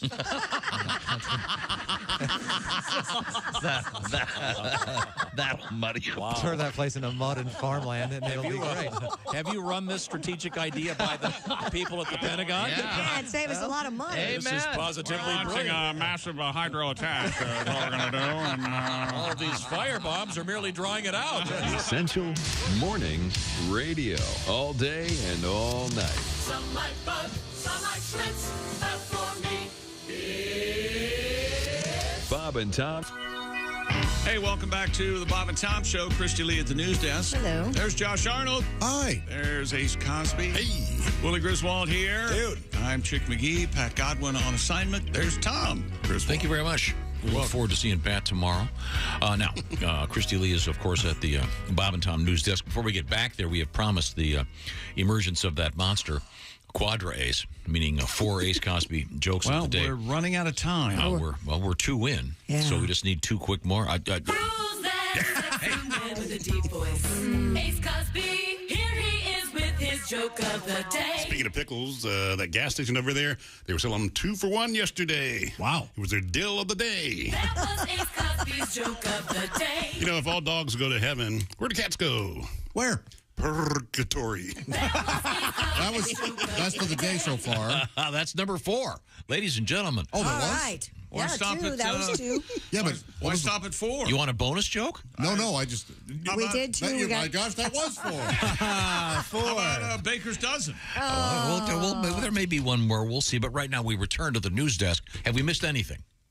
Actors at a Southern California medieval times are on strike. I'm an actor. About 50 performers and stable hands Stable hands. have gone on strike at the medieval-themed dinner theater in Buena Park, where guests feast on chicken with their hands while watching jousts in a ring.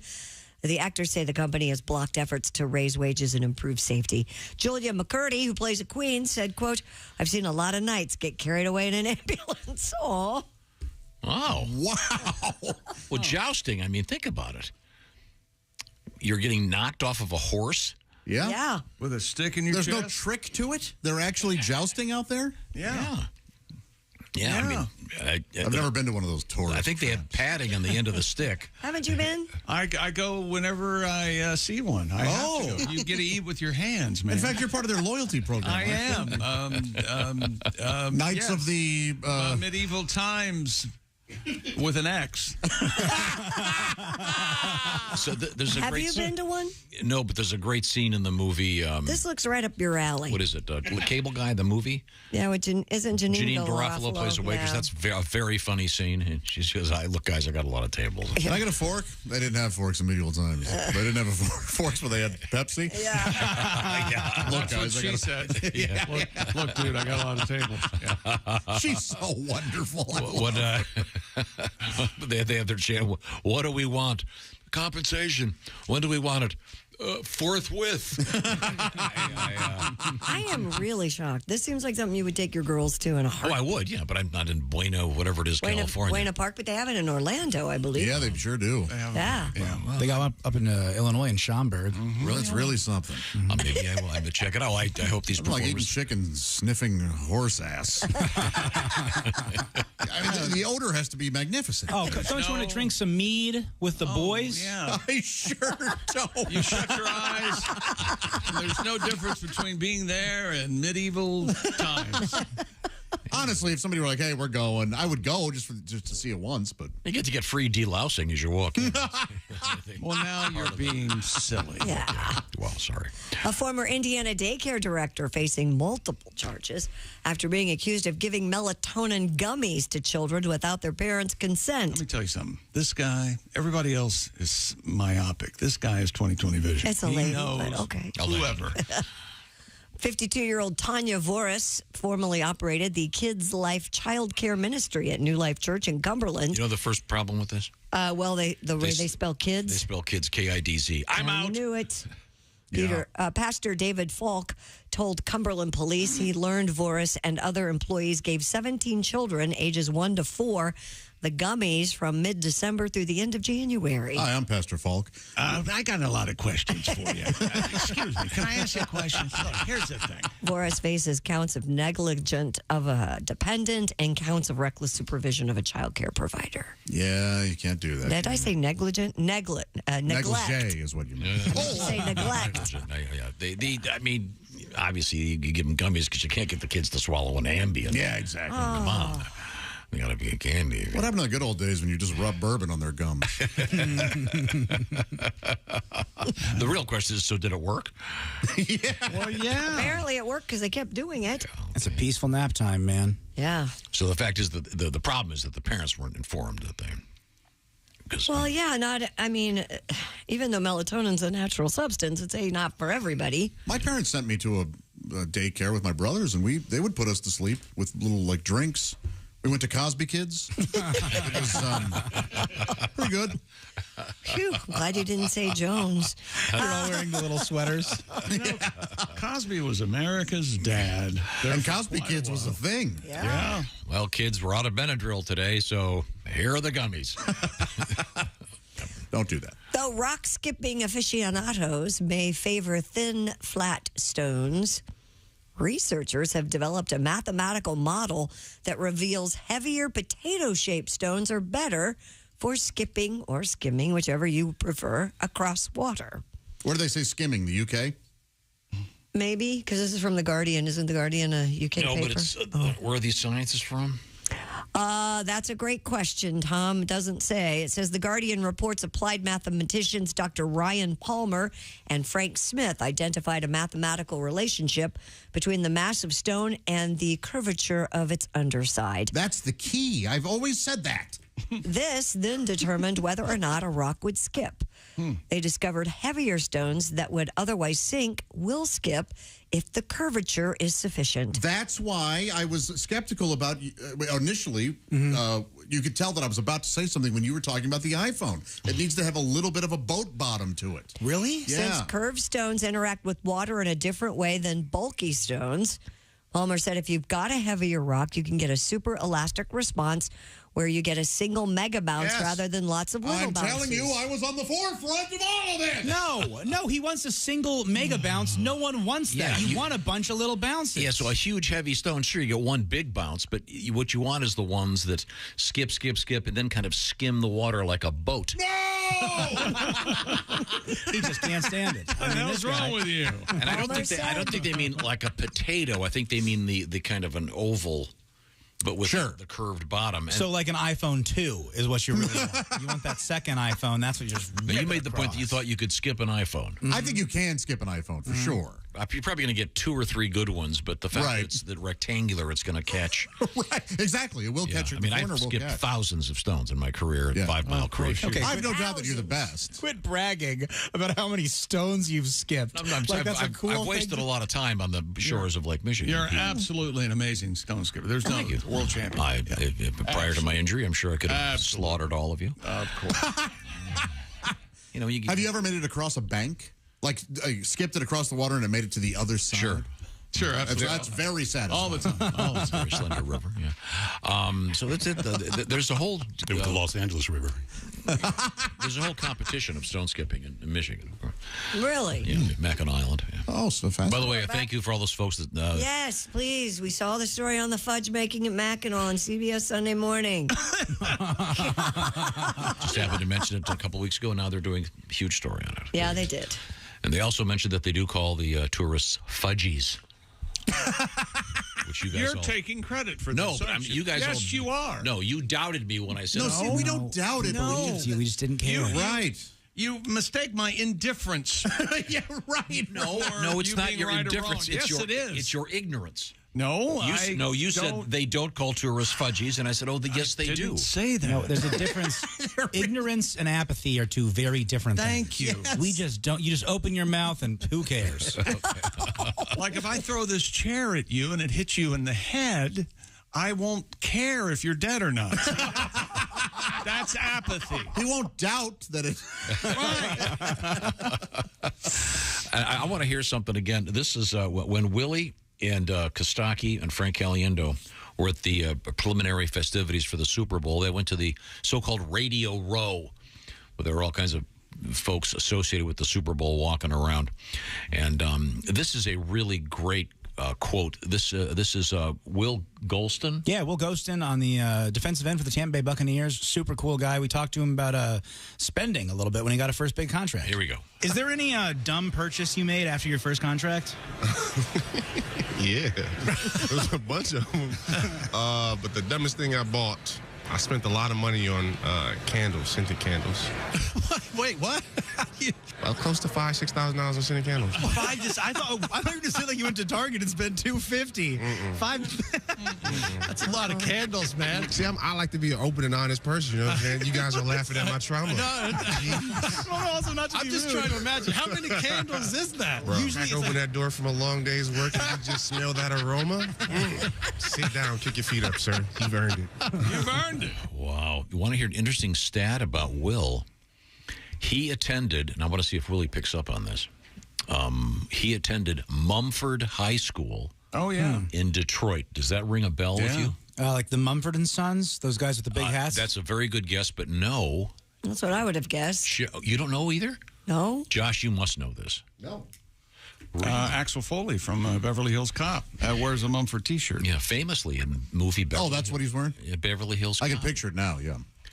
Yeah, you should have known that. Josh, I mentioned that it was an obscure fact, and I'm sorry if you were ignorant. If it had been worn by Dick Champion in one of the pornos that you've memorized, you would have known. Oh, of course, Dick Champion wore the Mumford shirt in Backdoor Alliance, the World War II porno series I was watching. It was actually in Beverly Hills Slop. One of the more graphic pornos I've ever seen.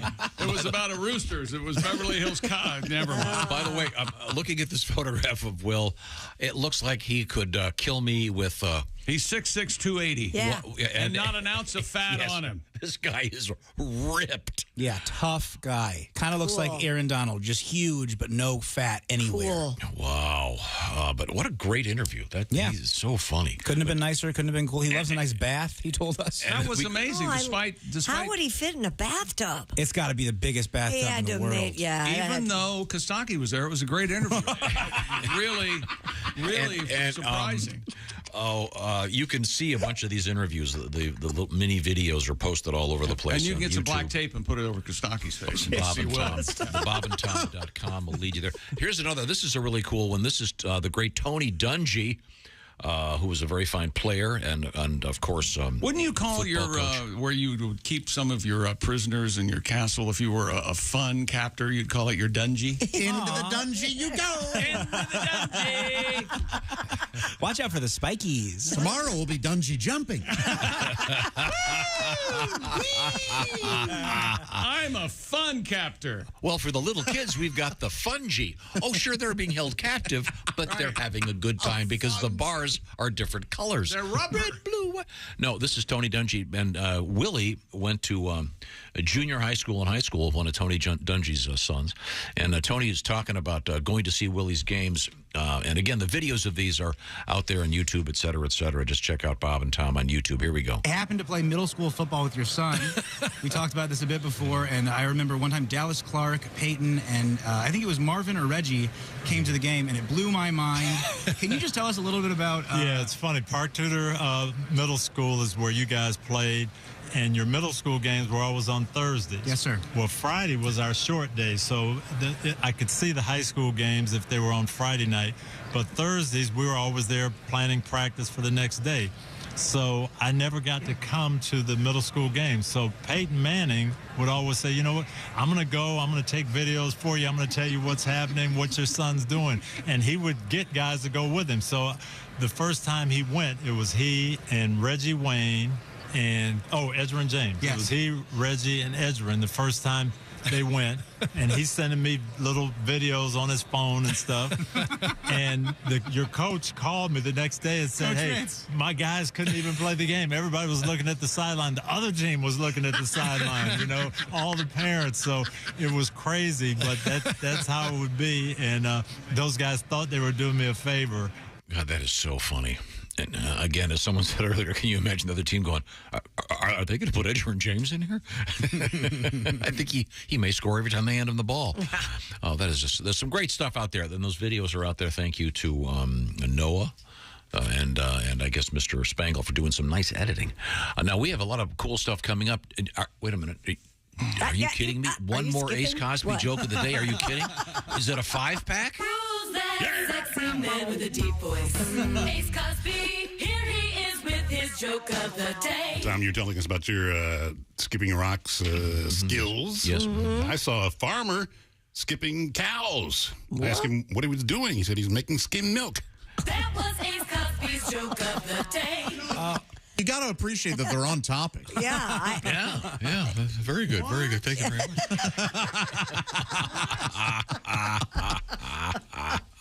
I'm wearing my Raycon earbuds, and even I didn't get that one. So, okay. I don't know. Maybe it's my fault. Right now, we have Chick McGee over there talking about the great audio and the incredible savings one gets with Raycon earbuds. That's right. 2023 is sitting right on top of us. Raycon is premium audio at the perfect price for a new year. You can build great habits without breaking the bank, whether you're looking for a pair of everyday earbuds, low-latency gaming headphones, or a speaker with a battery that'll last all night long at your next party. Raycon has you covered. Raycon start at around half the price of other premium audio brands. And even if you know you'll love your Raycons as much as we do, Raycon wants to make sure you feel great about your purchase.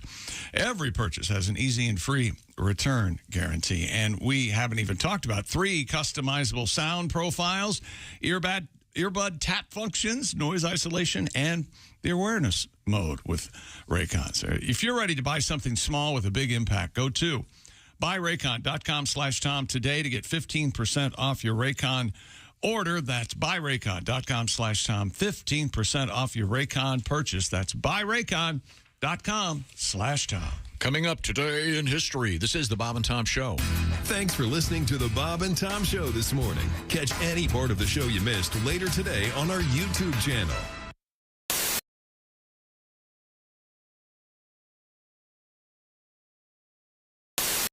Dressed as Jackie Kennedy. JFK is Nicole Pence. Wow, he is a good George. Yeah. Christy Lee, of course, is Teddy Roosevelt. And here comes George Washington.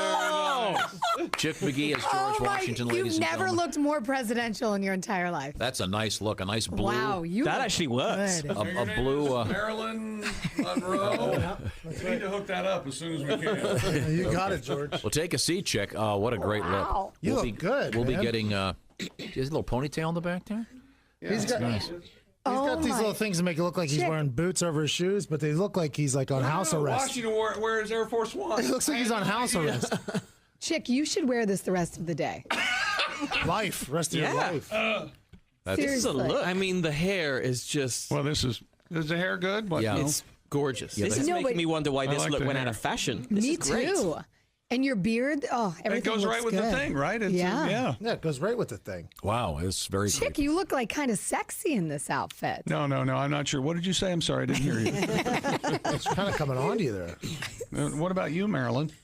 I'd definitely give handy to old George. Oh my God! Now, who is this Hey, fetching Marilyn, young? I heard that. Who's this fetching young creature? I'm Jackie. I'm Jackie O. Not yet. You're As Jackie in Kennedy. Still. Jackie Kennedy. Oh my God! What on earth? Yeah. Oh my God! Yeah, I could see how George would want to have sex with that. I can't wait to get our taking your picture shirt together. off. You need to take your shirt off. You need to take though. that shirt off underneath there. You need to. You need to. You need to take your pants off too. Your Put it out microphone's there a off. Your mic on, Yeah. Sparky. Wait, how you feeling right now? Arm wouldn't get up there. Yeah, where's your makeup? Where's your There's no makeup? makeup. Well, I haven't finished it. I Where's just your did the first boobs? phase. Where's your makeup? Where's your boobs? Where's your vagina? George just has to hit that later. You better get it together. Hey, this is Larry the Cable Guy, and you're listening to Bob and Tom 24/7. Boy, better get up, get some exercise. Hey, get out there and see some live comedy, people. What are you waiting for? You can do it tonight. That's right. If you're at Three Ravens in Monticello, Illinois, that's where Greg Warren will be live on stage tonight. That's right. Get out and see some live comedy. He'll be there through Saturday, February the 18th. Kostaki Economopoulos at Yellow & Company in Mahomet, Illinois. That's February 17th. And Saturday, February 18th, the Strand Theater in Shelbyville, Indiana. Again, February 18th at the Strand. It's Kostaki Economopoulos. Contact the theater for tickets and information, or go to Kostaki.com for Greg Warren. Check out GregWarrenComedy.com. History for this February 16th on the way, as well as things we learned on the Bob and Tom Show. That's around the corner right here on Bob and Tom 24/7. I'm Chick McGee with your Bob and Tom Sports Update. Kansas City Chiefs stars Patrick Mahomes and Travis Kelce vowed to thousands of fans yesterday celebrating the Super Bowl championship in Kansas City that the team will be back for more in the future. During a victory rally yesterday, following that parade through downtown, Mahomes and Kelce joked about experts who played down the Chiefs' chances to make the Super Bowl in what some said would be a rebuilding year. And from the PGA, Tiger Woods could only make it through 16 of his Pro-Am at the Genesis Invitational in the wind and cold. However, he had no trouble getting up the 52 steps to the clubhouse at the Riviera in Los Angeles. The real test comes today when Woods plays against a full field of the world's best players for the first time since the British Open. NBA winners last night: Charlotte, Indiana, Boston, Brooklyn, New York, Philly, Memphis, Oklahoma City, Denver, and the Lakers. Top 25 college basketball. Number 10, Tennessee upsets number 1, Alabama. Number 7, Virginia wins. Marquette beat number 16, Xavier. Northwestern upset number 14, Indiana. Number 19, Iowa State beat number 22, TCU. And number 21, San Diego State over Fresno State. And in the NHL, Toronto, Colorado, the Rangers, and Buffalo win in regulation. And Arizona and Detroit both win in shootouts.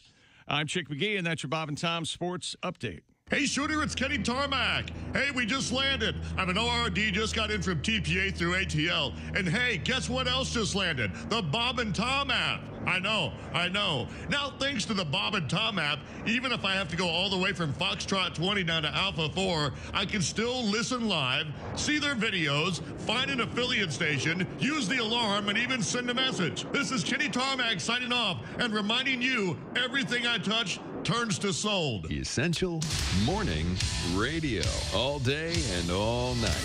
Might as well shoot me when the beer runs out. Bob and Tom 24/7. 24/7. Kiwi Rodgers is our guest. Kiwi, having just met you, I can just guess you're obviously an athlete of some sort. Yeah, I work out a little bit. They have the whole thing where you pump weights and all that stuff. Yeah. You got to have that cardiovascular, man. Mm-hmm. I didn't have that cardiovascular. I was playing basketball the other day. They made me guard the worst dude on the other teams. It was a fat dude wearing thongs. Man. Standing on the court smoking a cigarette. You know I was in bad shape. And you couldn't keep up with him. I couldn't keep up with him. I got involved with that aerobics. Don't like aerobics, man. That's too much like sex. It is. Aerobics? Yeah, you sweat, muscles hurt, and then you got a woman up there telling you you're not doing it right.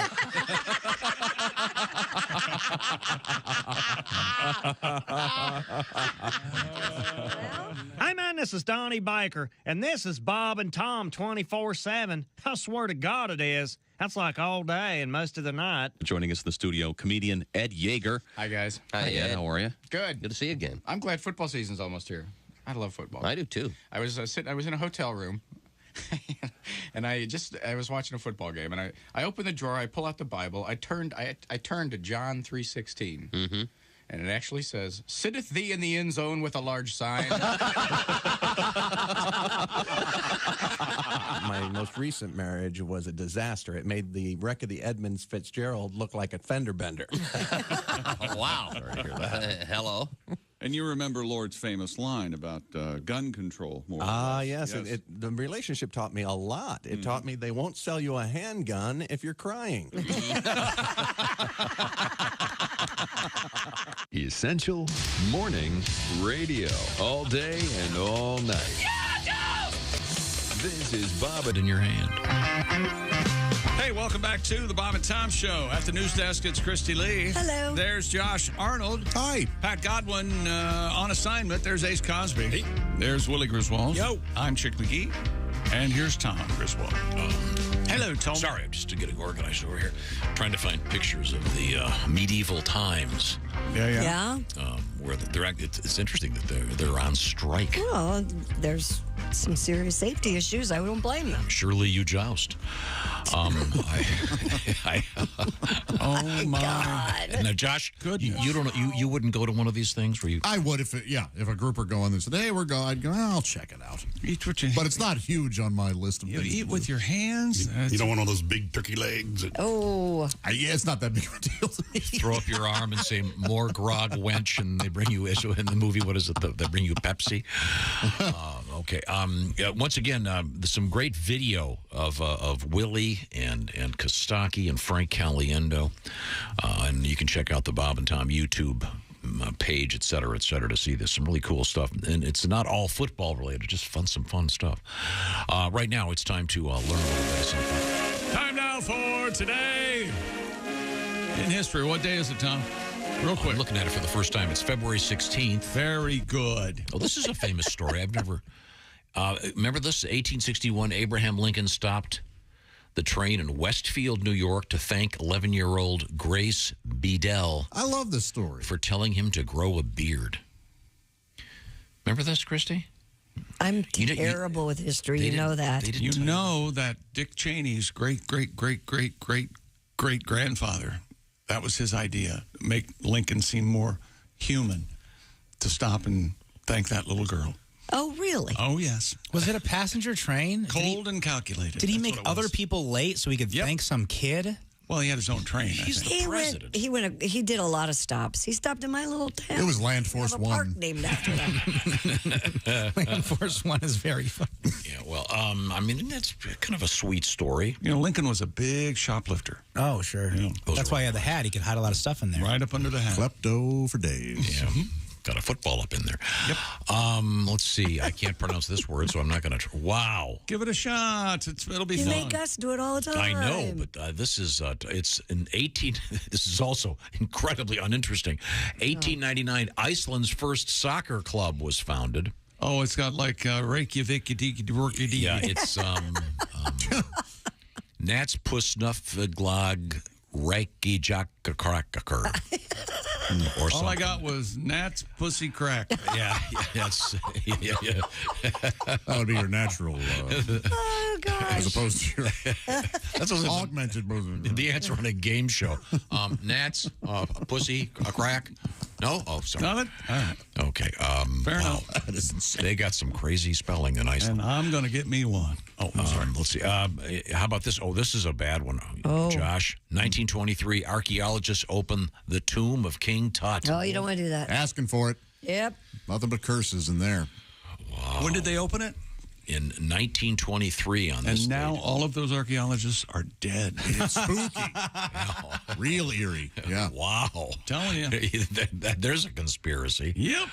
If Pat were here, he'd be very excited because in 1964 on this date, the Beatles appeared on The Ed Sullivan Show for the second time. Another stellar performance by the Beatles. Here's an interesting one. What year do you think the first 911 call was placed? That is interesting. That is interesting. 1973. I would have gone 70s. It was actually in 1968. Huh. And now it's being massively abused by people who don't get the right pickles on their burger, and they call 911. They have nothing better to do, those folks. Happy birthday. Sometimes the birthdays are really the anniversary of the birth of people who are no longer with us. That would include 1935, Sonny Bono. Yeah. Very fine singer. Politician. Ended up a politician. Bad skier. Yeah, well, unfortunately, I think skied into a tree, sadly. Let's see. Kim Jong-il. That was the dad. The dad of Kim Jong-un. And have you seen that they are grooming Kim Jong-un's daughter? Have you seen this? That if you have the same, I'll find it for tomorrow. Anyone who has the same first name that she does has to change it. Oh, and she's Kimberly Jong-un, right? It'll be tough for Pat's exes. Very good. How progressive. Well, North Korea having a theme. What a progressive country. I mean, they're She's just like 9. It's you know what? And then they're not even letting youth get in the way. How progressive they are. Yeah. Let's see now. We have a iced tea. Happy birthday. And John McEnroe. Ice-T born in 58, John McEnroe in 59. If Ice-T and Trini Lopez hung out, would they be Arnold Palmer? Because of his song Lemon Tree? That's really I don't. Ace has screwed my brain up. I see. Thank you very much. Time now to check in with what we learned on today's show. What we learned on today's show. Tom, a quote from him. Your lips look soft and moist. Tom, to you on an introduction. As Tom said early on, he saw a coyote. And it was really big. It was a giant. It was the biggest one I've ever seen this morning. Tony Dungy talked to Willie during Super Bowl 57 last week. Had fun. Thank you, Coach. Pat Godwin's on assignment today. He's at the patent office trying to sort out Johnny Loudwin. Tom is an expert stone skipper. Rock skipper. What do you call that, skipper? Rock skipping stones. Skipping stones. Some call it skimming stones. He could. What did you say? I'm fairly skimming is what usually takes place when someone is you're fairly certain running the books for you. You said you're fairly certain you could beat the hell out of all of us at skipping. Ace, we said that Rikishi was dead. At least I did. We meant Yokozuna. Oh, okay. Yeah. My new book, I have several new books. We got way more emails than any other topic we talked about today. You guys know I have several new books coming out. Yeah? What's this new one? Not the least of which, Major Sports Injuries and the Changing Landscape of Medicine in America. Why are athletes big, whiny crybabies? Wild claims and boasts that can't be backed up. That's my latest. Then there was a health book, I believe, as well. I don't. You must have thrown it away. Oh, no, it's right there. I think you said you wrote it down. Oh, I did. That's what I said. He just read that one. No, I promise you didn't say it in this. Major sports injuries in the changing landscape of medicine in America and our athletes' big one. That's the one. Okay, very That's good. the one. Huh? Tom, let's see, loves the Kansas City Chiefs and enjoyed the victory parade yesterday with Travis Kelce. If you knew the Chiefs were going to win the division, let me hear you say, hell yeah! Hell yeah! All right. If there were a particular bet out there based on what that guy sounded like, many would lose.